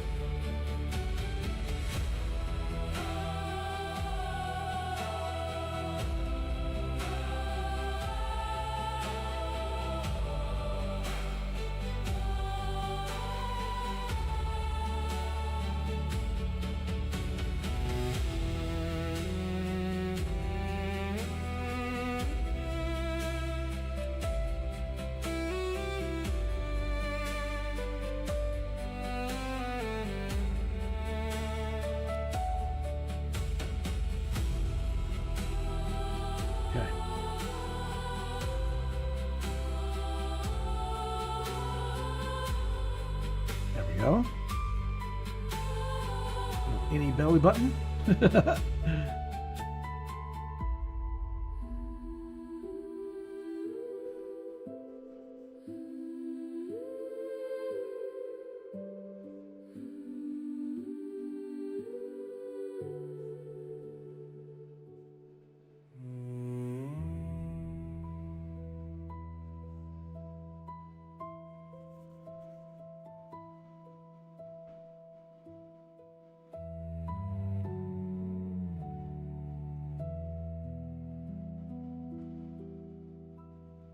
Go.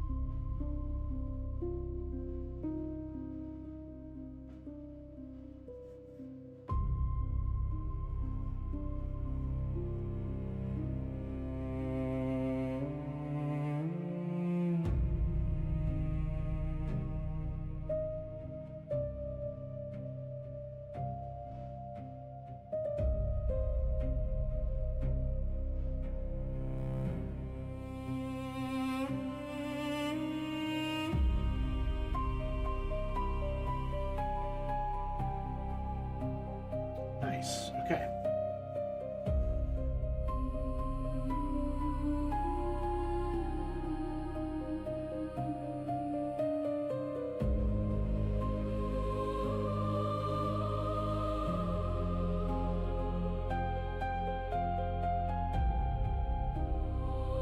Making progress.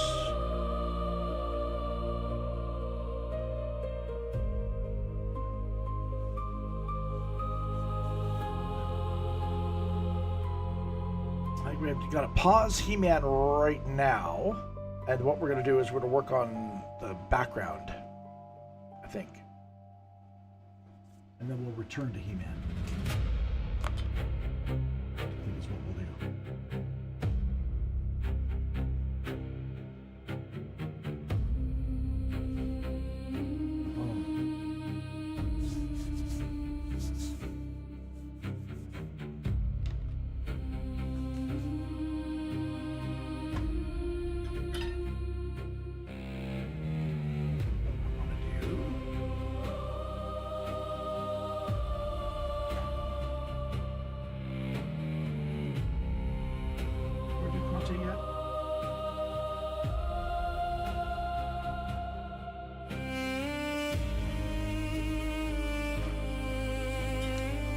I kind of want to go with animated mold with the background,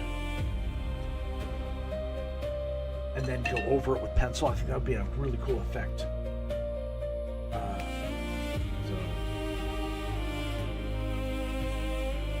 All right, things are about to get nuts. Yeah.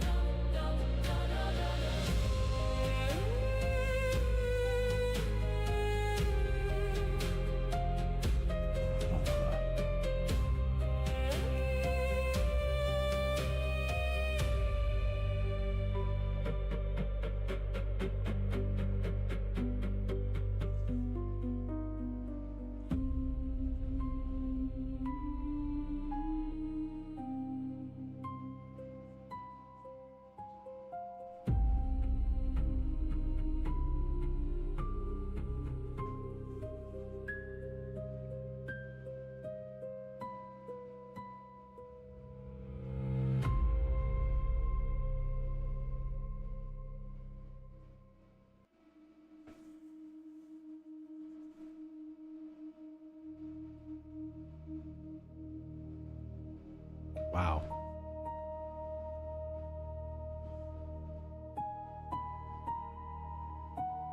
Well, thank you, Williams, for the compliment on dragons. Thanks. I spent a good almost a year just drawing nothing but dragons on the YouTube channel to try to kind of establish a niche.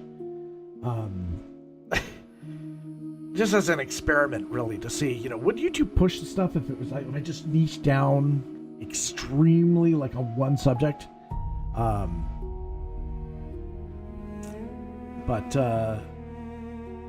Yeah, we're mixing it up now. We're just changing things up.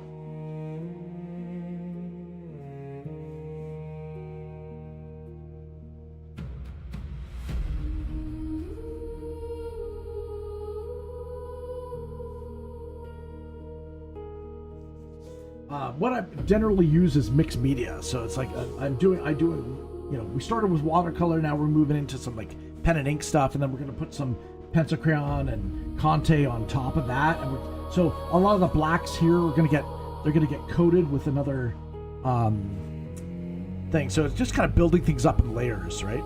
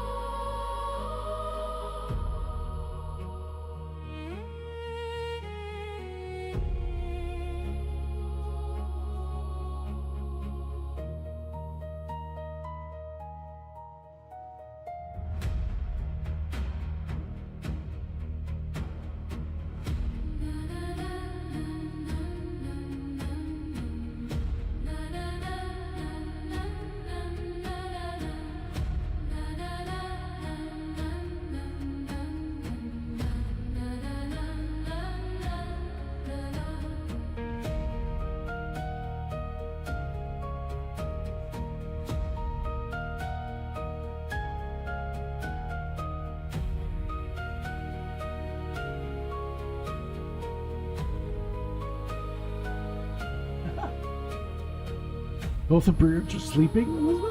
Oh, wow. Cute little guys.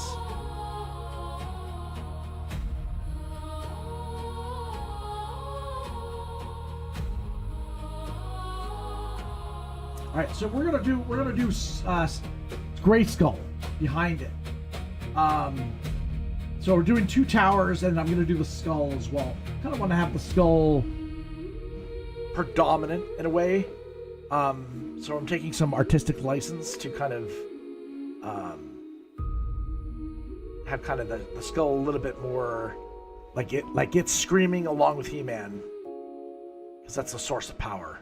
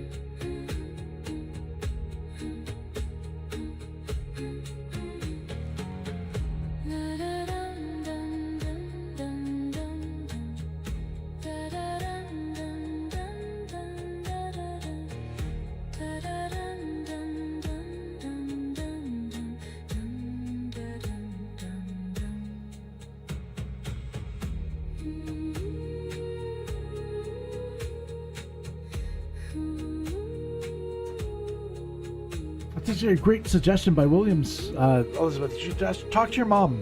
Talk to your mom about the possibility of getting a rescue dog or something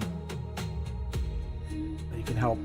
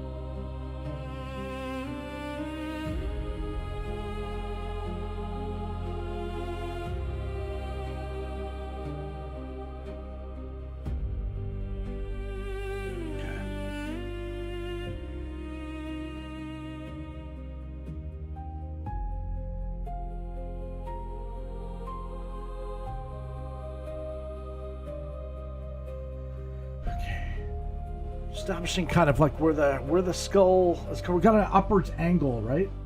I'm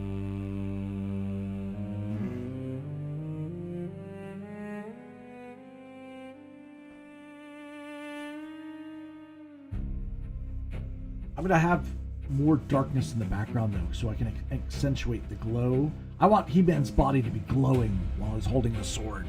So we're gonna, to push that, I'm gonna have to go deeper and darker in the background. But at the same time, I'll put on some mist as well to soften it, so it does fade into the background. I know it's really strong right now. It's competing with the figure, but it's very important that we need to push it back. So I am gonna put a little bit of a haze on top of it. Once, of course, we bring He-Man forward, because right now they're kind of on the same plane. If not, this is trying to compete because it's so heavy in contrast. We're building here. These things happen in layers.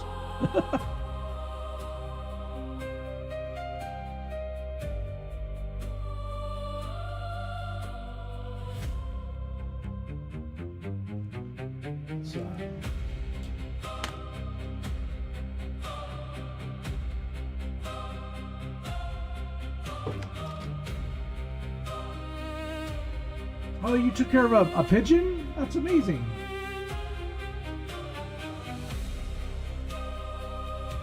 It's coming out June 5th, Williams. June 5th. Very shortly.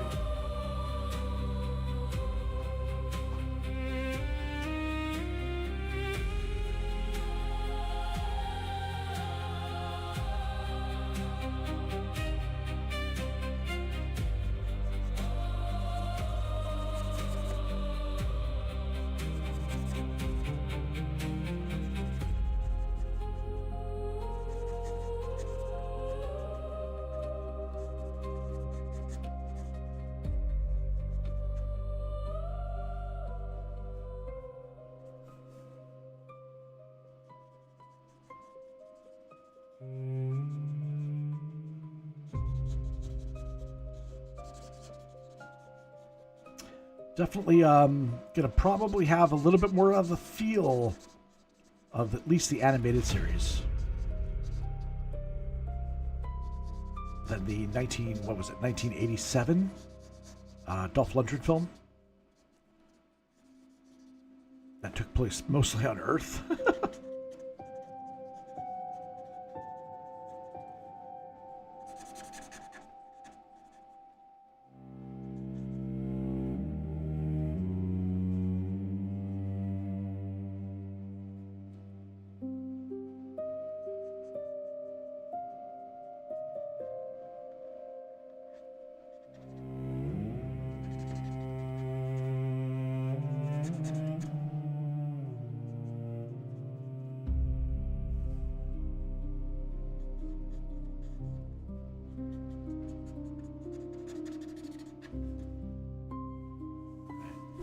Just putting a little bit more shadow here.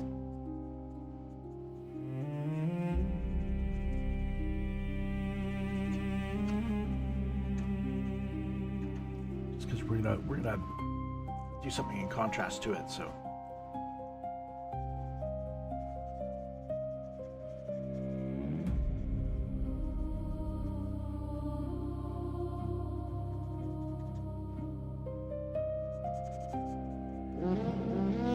What?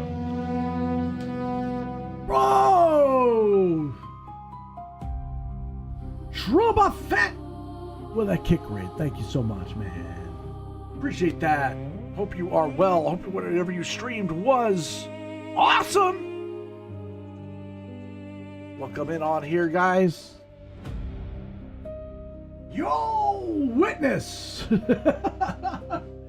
Aw, cheers, bro. Cheers.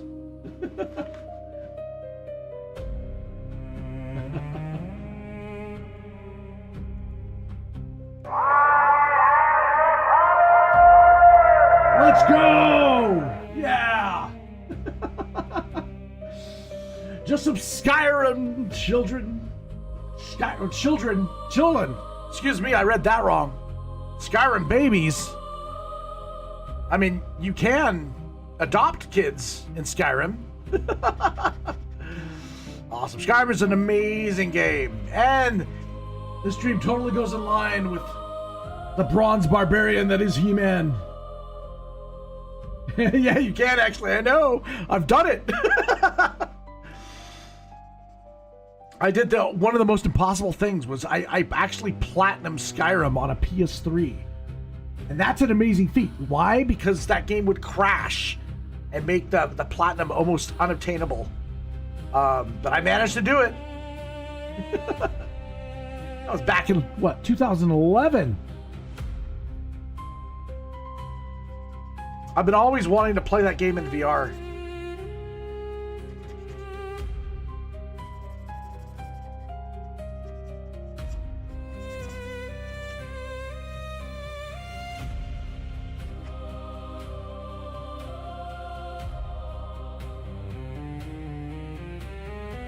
Okay, so just by jarketing the Castle Grayskull, yeah, VR would slap. I know, I'm a little worried though. It's so immersive. The game's immersive already. Imagine in VR. Oh my god.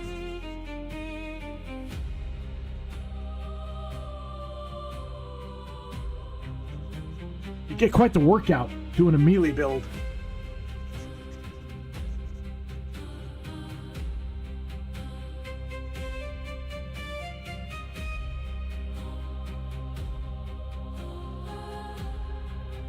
Oh, okay, yeah. All right, I liking this. We're adding a little bit more darkness to the Castle Grayskull, which is gonna make P-Man pop in the end.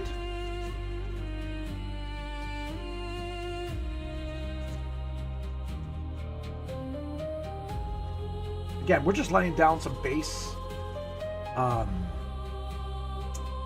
tones, right? I guess that the plan is to refine, but these things take time, so you gotta lay down your blocks of color first. Just by doing that, now I've kind of washed out the sky. The sky's disappeared.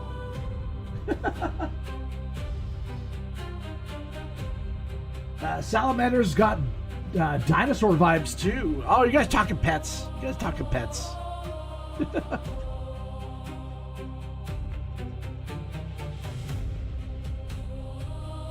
You're not wrong. You're not wrong.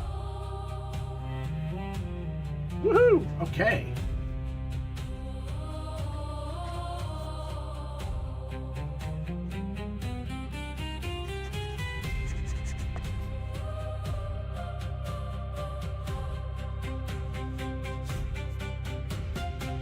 I'm liking the direction of that. That's cool.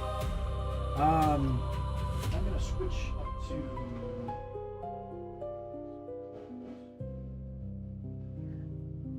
Okay. I'm gonna add a little bit of metal to the sword. It's gonna be very interesting doing the electricity on this sword. I say it's definitely gonna be bit of a challenge of trying to have the light coming from the sword, but at the same time have enough detail on the body of He-Man.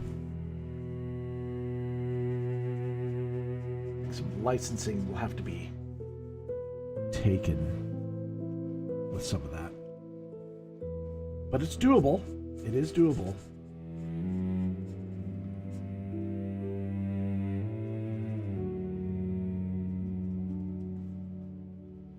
This arm needs to be more in shadow too.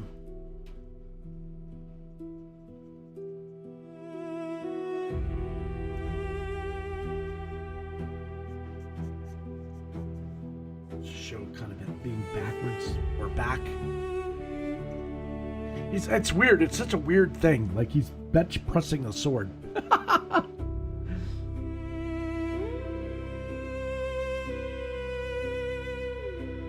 The jumping spiders? Oh my gosh, and they're super smart. They do little dances, that's true.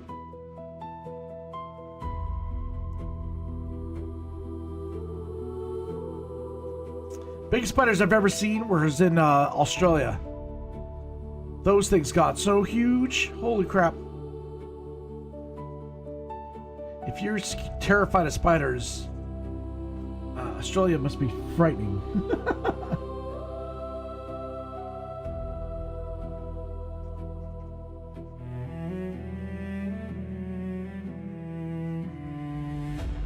My wife, Superstar, is absolutely terrified of spiders.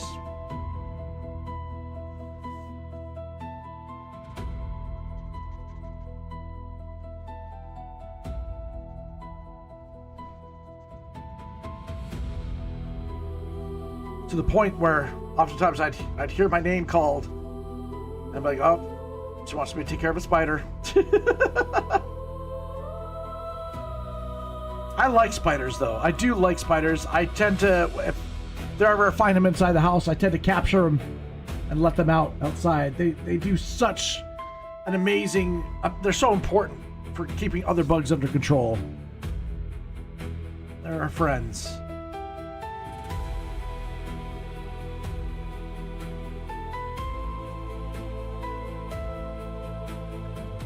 Mosquitoes I kill, though.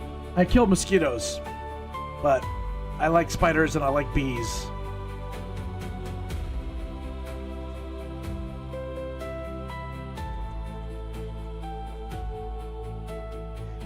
What I'm not a fan of is snakes. Snakes just creep the hell me out. I can't do it. I can't do it with snakes.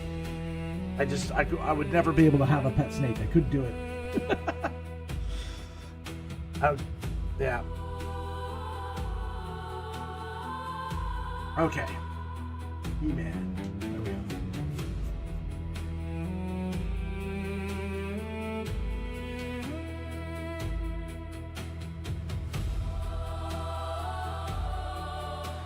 Spider could live up to 60 years?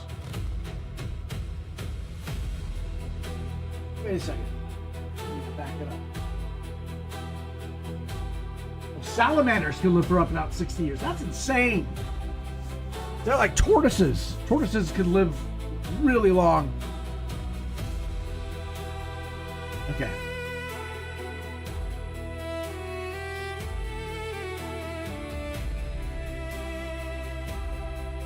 Eternia. Part of me wants to make the sky like red. I don't know. It's almost like, I don't know. I feel like, do I add a layer? The red comes from Eternia's earth, right? The ground is red. I wonder if I can put some of the red glow or something like that seeping into Castle Grayskull. That'd be kind of cool. Kind of wild. No, I gotta establish tone. We're doing tone first, Elf. Everything else, I always like to rush things.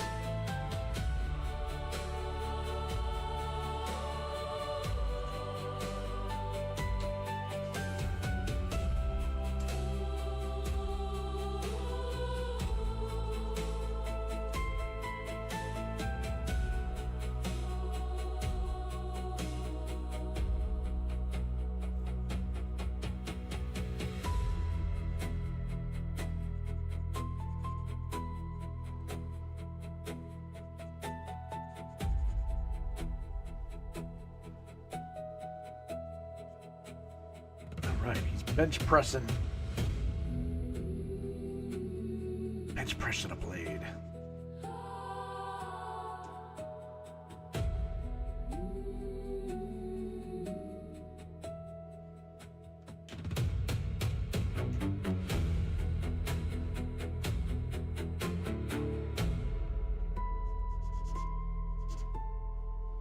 Okay, so far so good. We need to put a little bit of a shadow on the. What are these called? I guess they're. Are they baldrins? They're studs.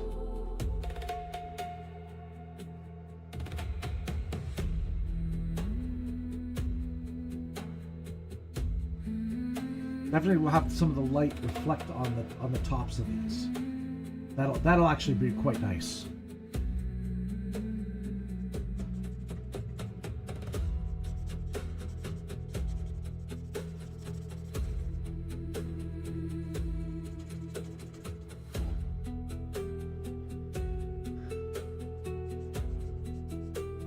Man, bench pressing a blade. All right.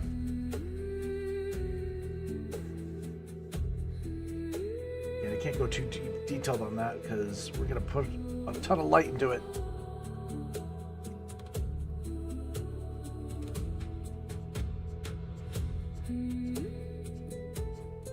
His fingers.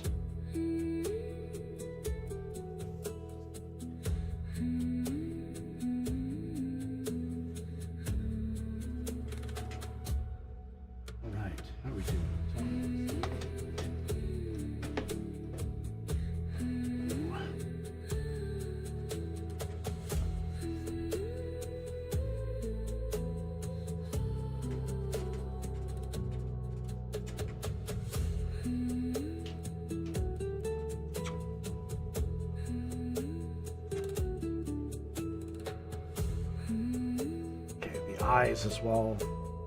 Man.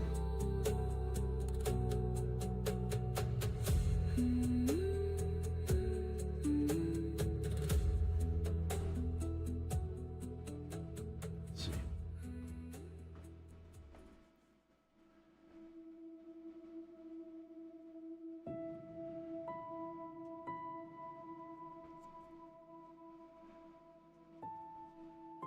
I do really hope that the movie is good. Now, I'm kind of curious. What happens if I put watercolor on top of the alcohol pens? Like, this is all dry now. I wonder if I could...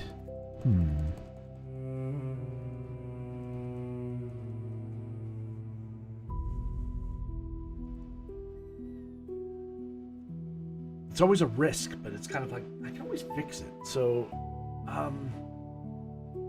do we try? Let's do something out of our comfort zone. I need to get some clean water, though.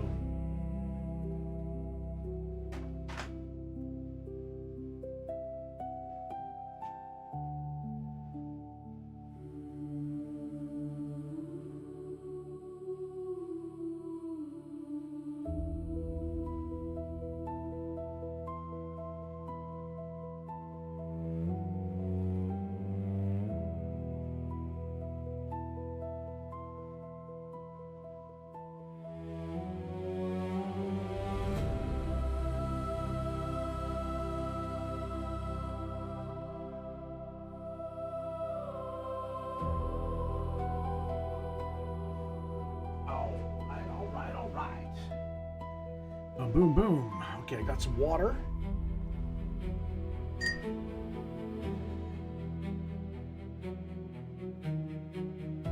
Is it easier to do small or large format? It's, I don't know. It's for streaming. Oops, my headphones died. I think my headphones died. Hold on.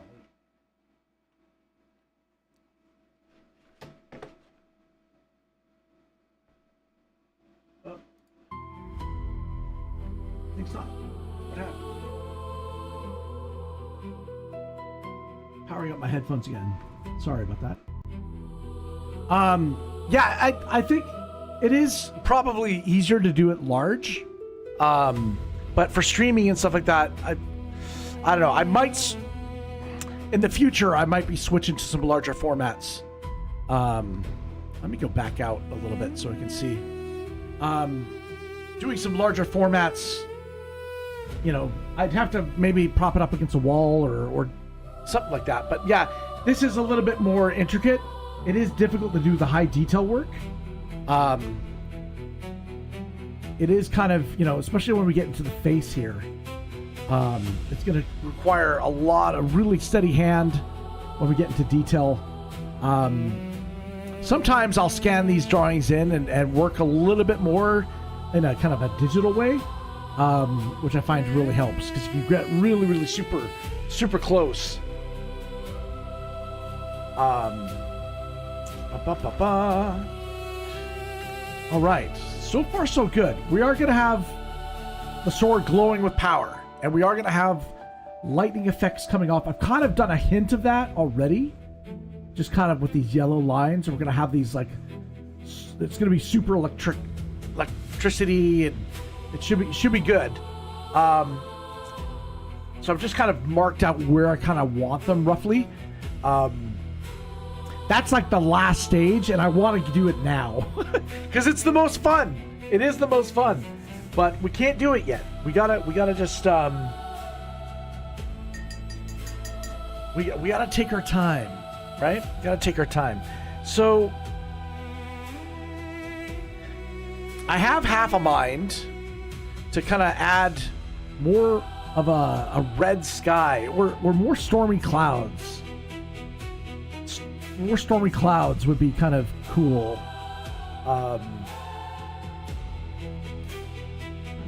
But, you know, Eternia's, you know, like, I mean, the stormy clouds would be really, really cool, especially when it's the power of the power of Grayskull, you know, connecting to the sword. I think that'd be really neat to see. So let's take some water. And where the hell did I put my? Oh, wait, it's over here. Bring out the watercolors again.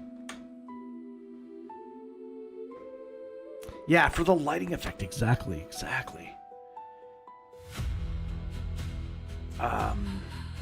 Okay. Stormy clouds. We want a little bit of a gray, and we want also blue, I guess. You guys can't see what I'm mixing. I'm mixing right now.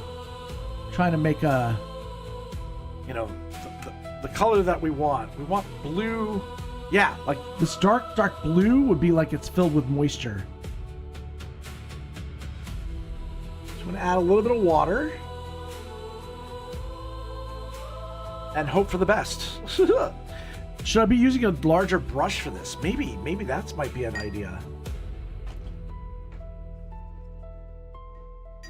My work with watercolor is so limited that I'm truly afraid of doing this. It needs more pigment. That's what it needs.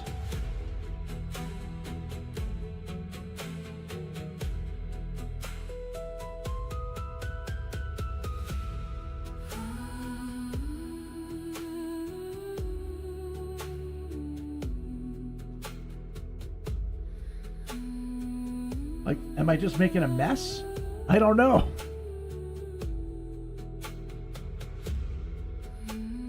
I'm supposed to not touch it. Let the water do its magic. Let it do the work. Instead of trying to control it all.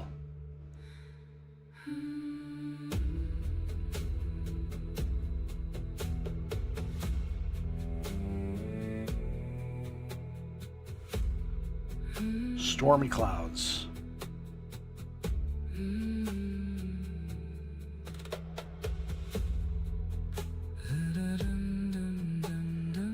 Oh, so scary.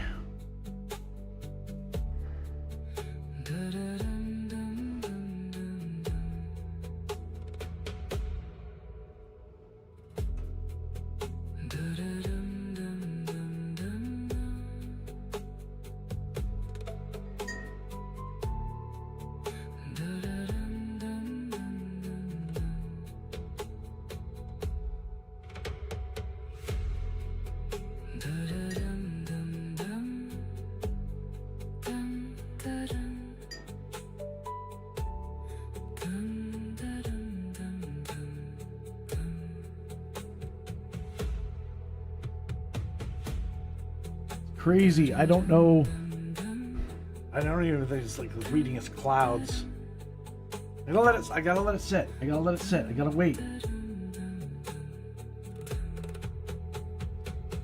Gotta be patient.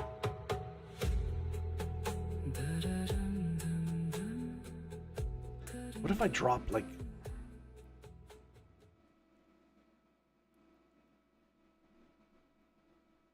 Oh my gosh. All right.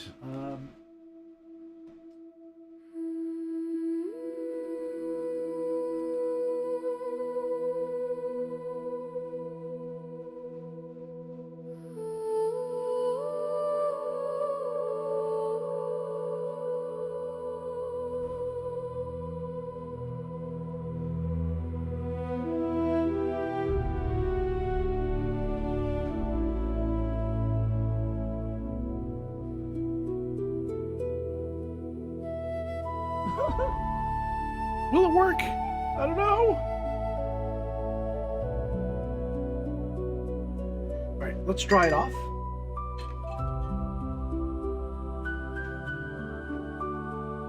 I'll mute it so you guys don't get blasted.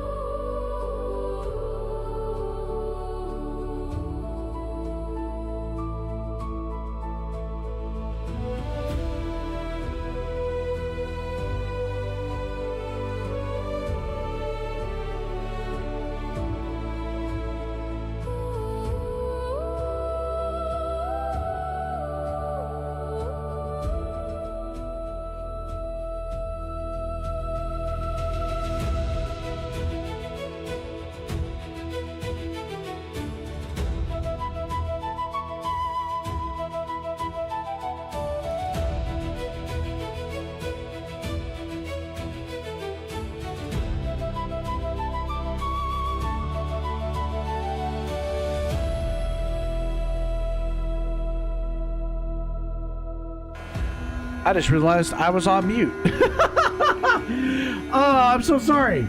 Okay, yeah, I was on mute because I was trying to drown out the jet engine that is the dryer. How you doing? What to do, Dale? Welcome to the stream. I'm kind of curious. Did Valora go down? Because indeed you do, Elizabeth. Indeed you do. Yeah, sorry about that, dude. Yeah, did Valora go down because Elizabeth already triggered that earlier today. So it's like, how do you first to the stream again? It's crazy. I've also got a what the hell alert that you might be interested in using.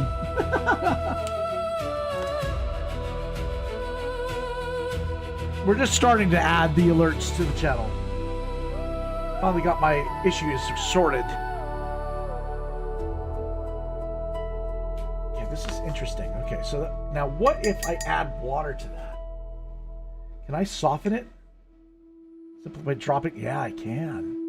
So that's really interesting about watercolors. Is that what the hell? What the hell? Hail to the king, baby. Cheers, baby.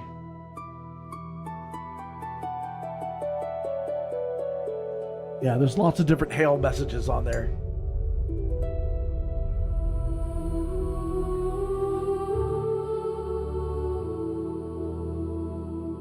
So yeah, what we're gonna do is we can establish like the sense of light coming from up. If I add more water, it pulls it off, and I can take it away with a towel.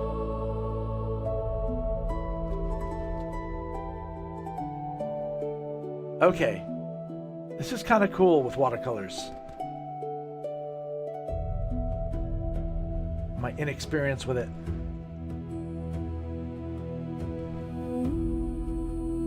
Pretty wild.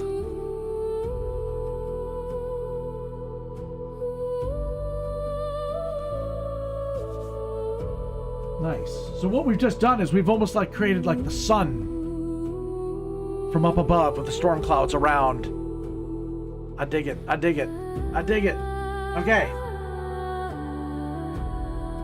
Ha-ha!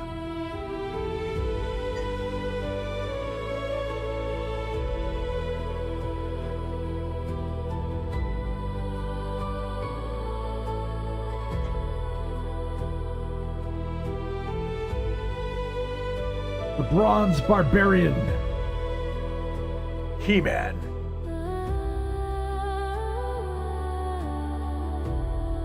Gotta like those tips. Ow! Whoa! Dale! Are you showing me your tips? Oh my god, thank you, man.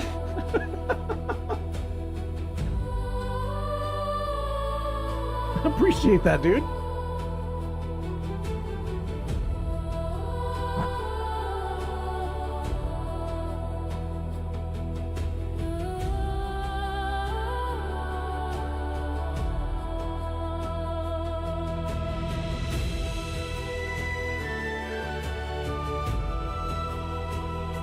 Right. A little bit more bronze color on him. Cool.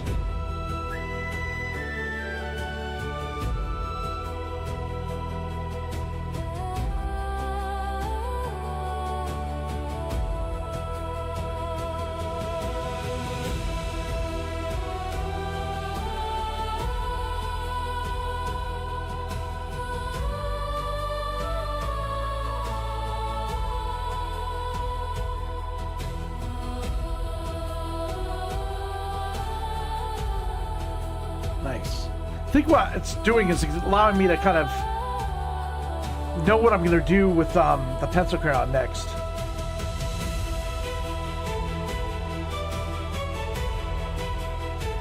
Well, we got a nice base down, I think.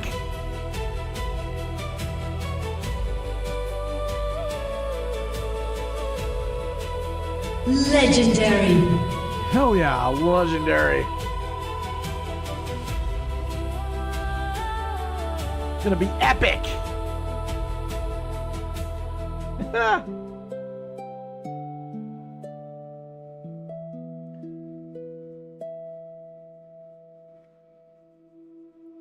think the hand needs a little bit more goldenness to it.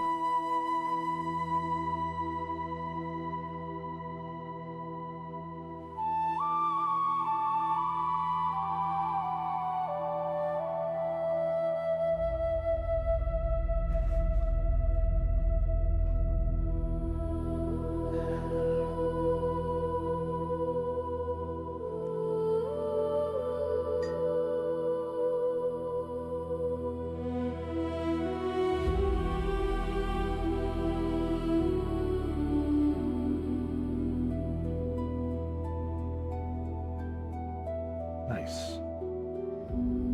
Jamie's singing. Nice. How is the Dale? How is Dale Bold? How are you, buddy?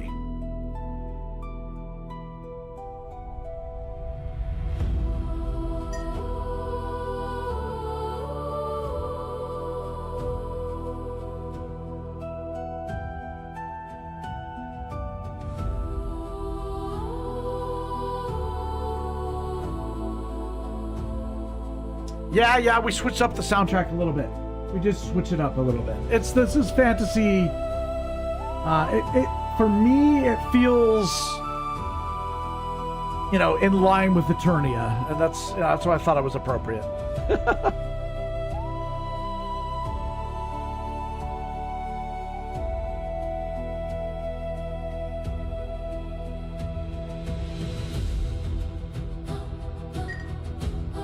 Cool. How are we doing here?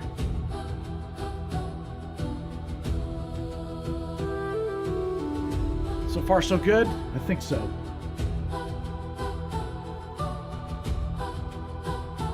Nice.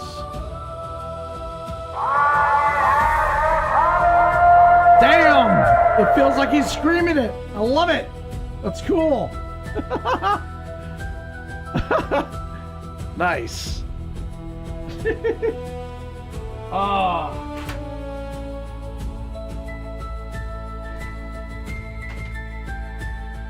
We've done a pretty good, nice base here. Let me get back to the...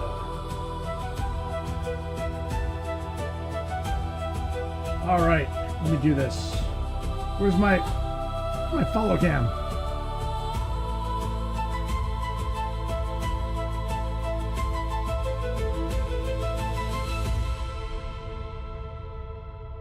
I think it's working now. I think it's working. All right, let's do this.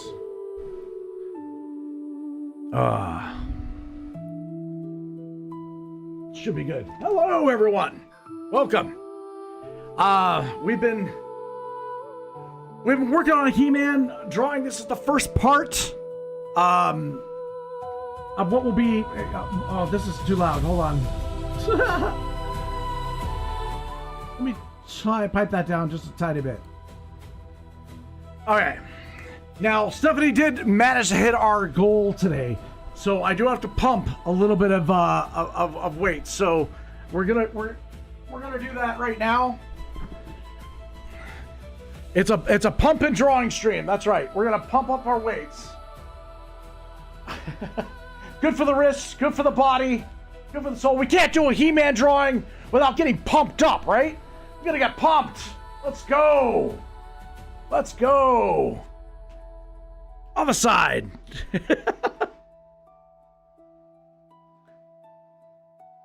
Should have brought 2 weights, but I only got 1. But I want to say a big thank you to everybody who joined me during this special kind of nostalgic He-Man stream. We're going to be basically continuing this with a part 2. We're going to get into a little bit more of the darker side of He-Man. And a little bit more lore, not too much, but we'll continue our mythology trek and mini deep dive as we...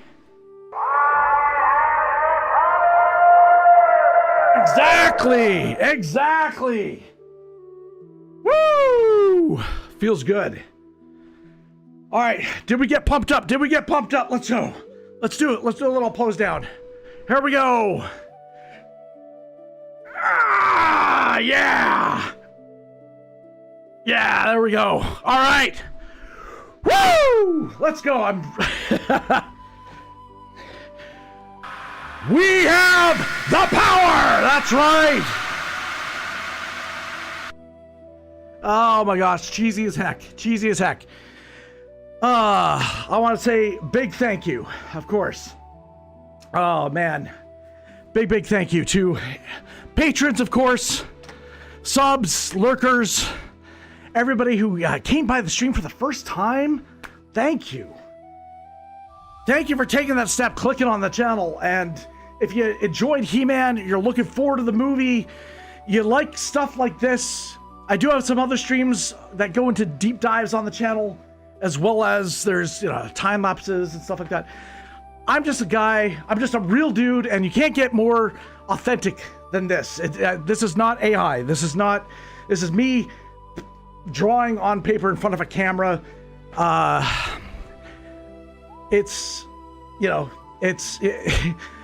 There's no smoke and mirrors here. But it's my personal journey that I'm so grateful and humble to I'm so grateful that you guys are willing to go on this adventure with us. And it's really been a journey over these last few years. We're always doing something different and new, and each stream is different, and you never know where art's gonna take you, right? I think this is a good start. For those that don't know me, I have a really bad wrist, and so I have to take care of it. I can't push it. I can't do the big long streams anymore. And so we kind of have to bring this one to a close, but we are going to be continuing it. It's not over yet. I implore everyone, if you like this kind of stuff, or if you want to see more of it, give the channel a thumbs up, or consider subscribing so you get notified when we go live next if you want to see part 2. Yeah, it is kind of our, parting is sweet sorrow. No, I'm joking. I like the not AI have fun. Okay, sweet. I don't know. We don't take ourselves too seriously here. That's really the point. We're just gonna have fun, and I love seeing the conversations in chat. You guys are amazing. We'll basically when are we gonna go live again with this? Follow me on Twitter, or maybe join the Discord. That's a great way of getting in touch. I don't really have a set schedule because of my chaos in my life right now. But we are going to be doing a part 2. If it's not later tonight, if I feel up to it, maybe I will jump into it. I probably can't, but more likely it'll be probably Monday. Monday will be our continuation. But again, if you're an artist, if you want to share your work, I want to see it. I want to be inspired too. I'd love for you to share it with me. Best way to do that is in the Discord. You can just basically show off your work. I always love getting inspired by other people's work and see what you do. Show your failures, show your wins, show your losses. The important thing is to share. Awesome. Oh my God. All right, I have to fade this out.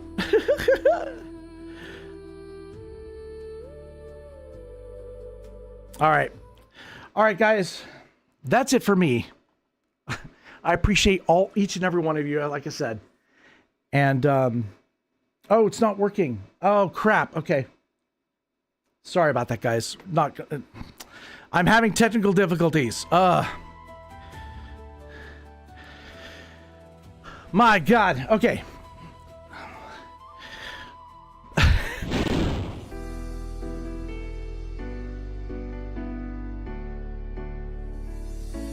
May all your hits be criticals and your adventures legendary. My God, my stream shut off, went into closing. I don't know why. Oh my God. It's always a hot mess on my channel. Love you guys. Hope to see you guys next time.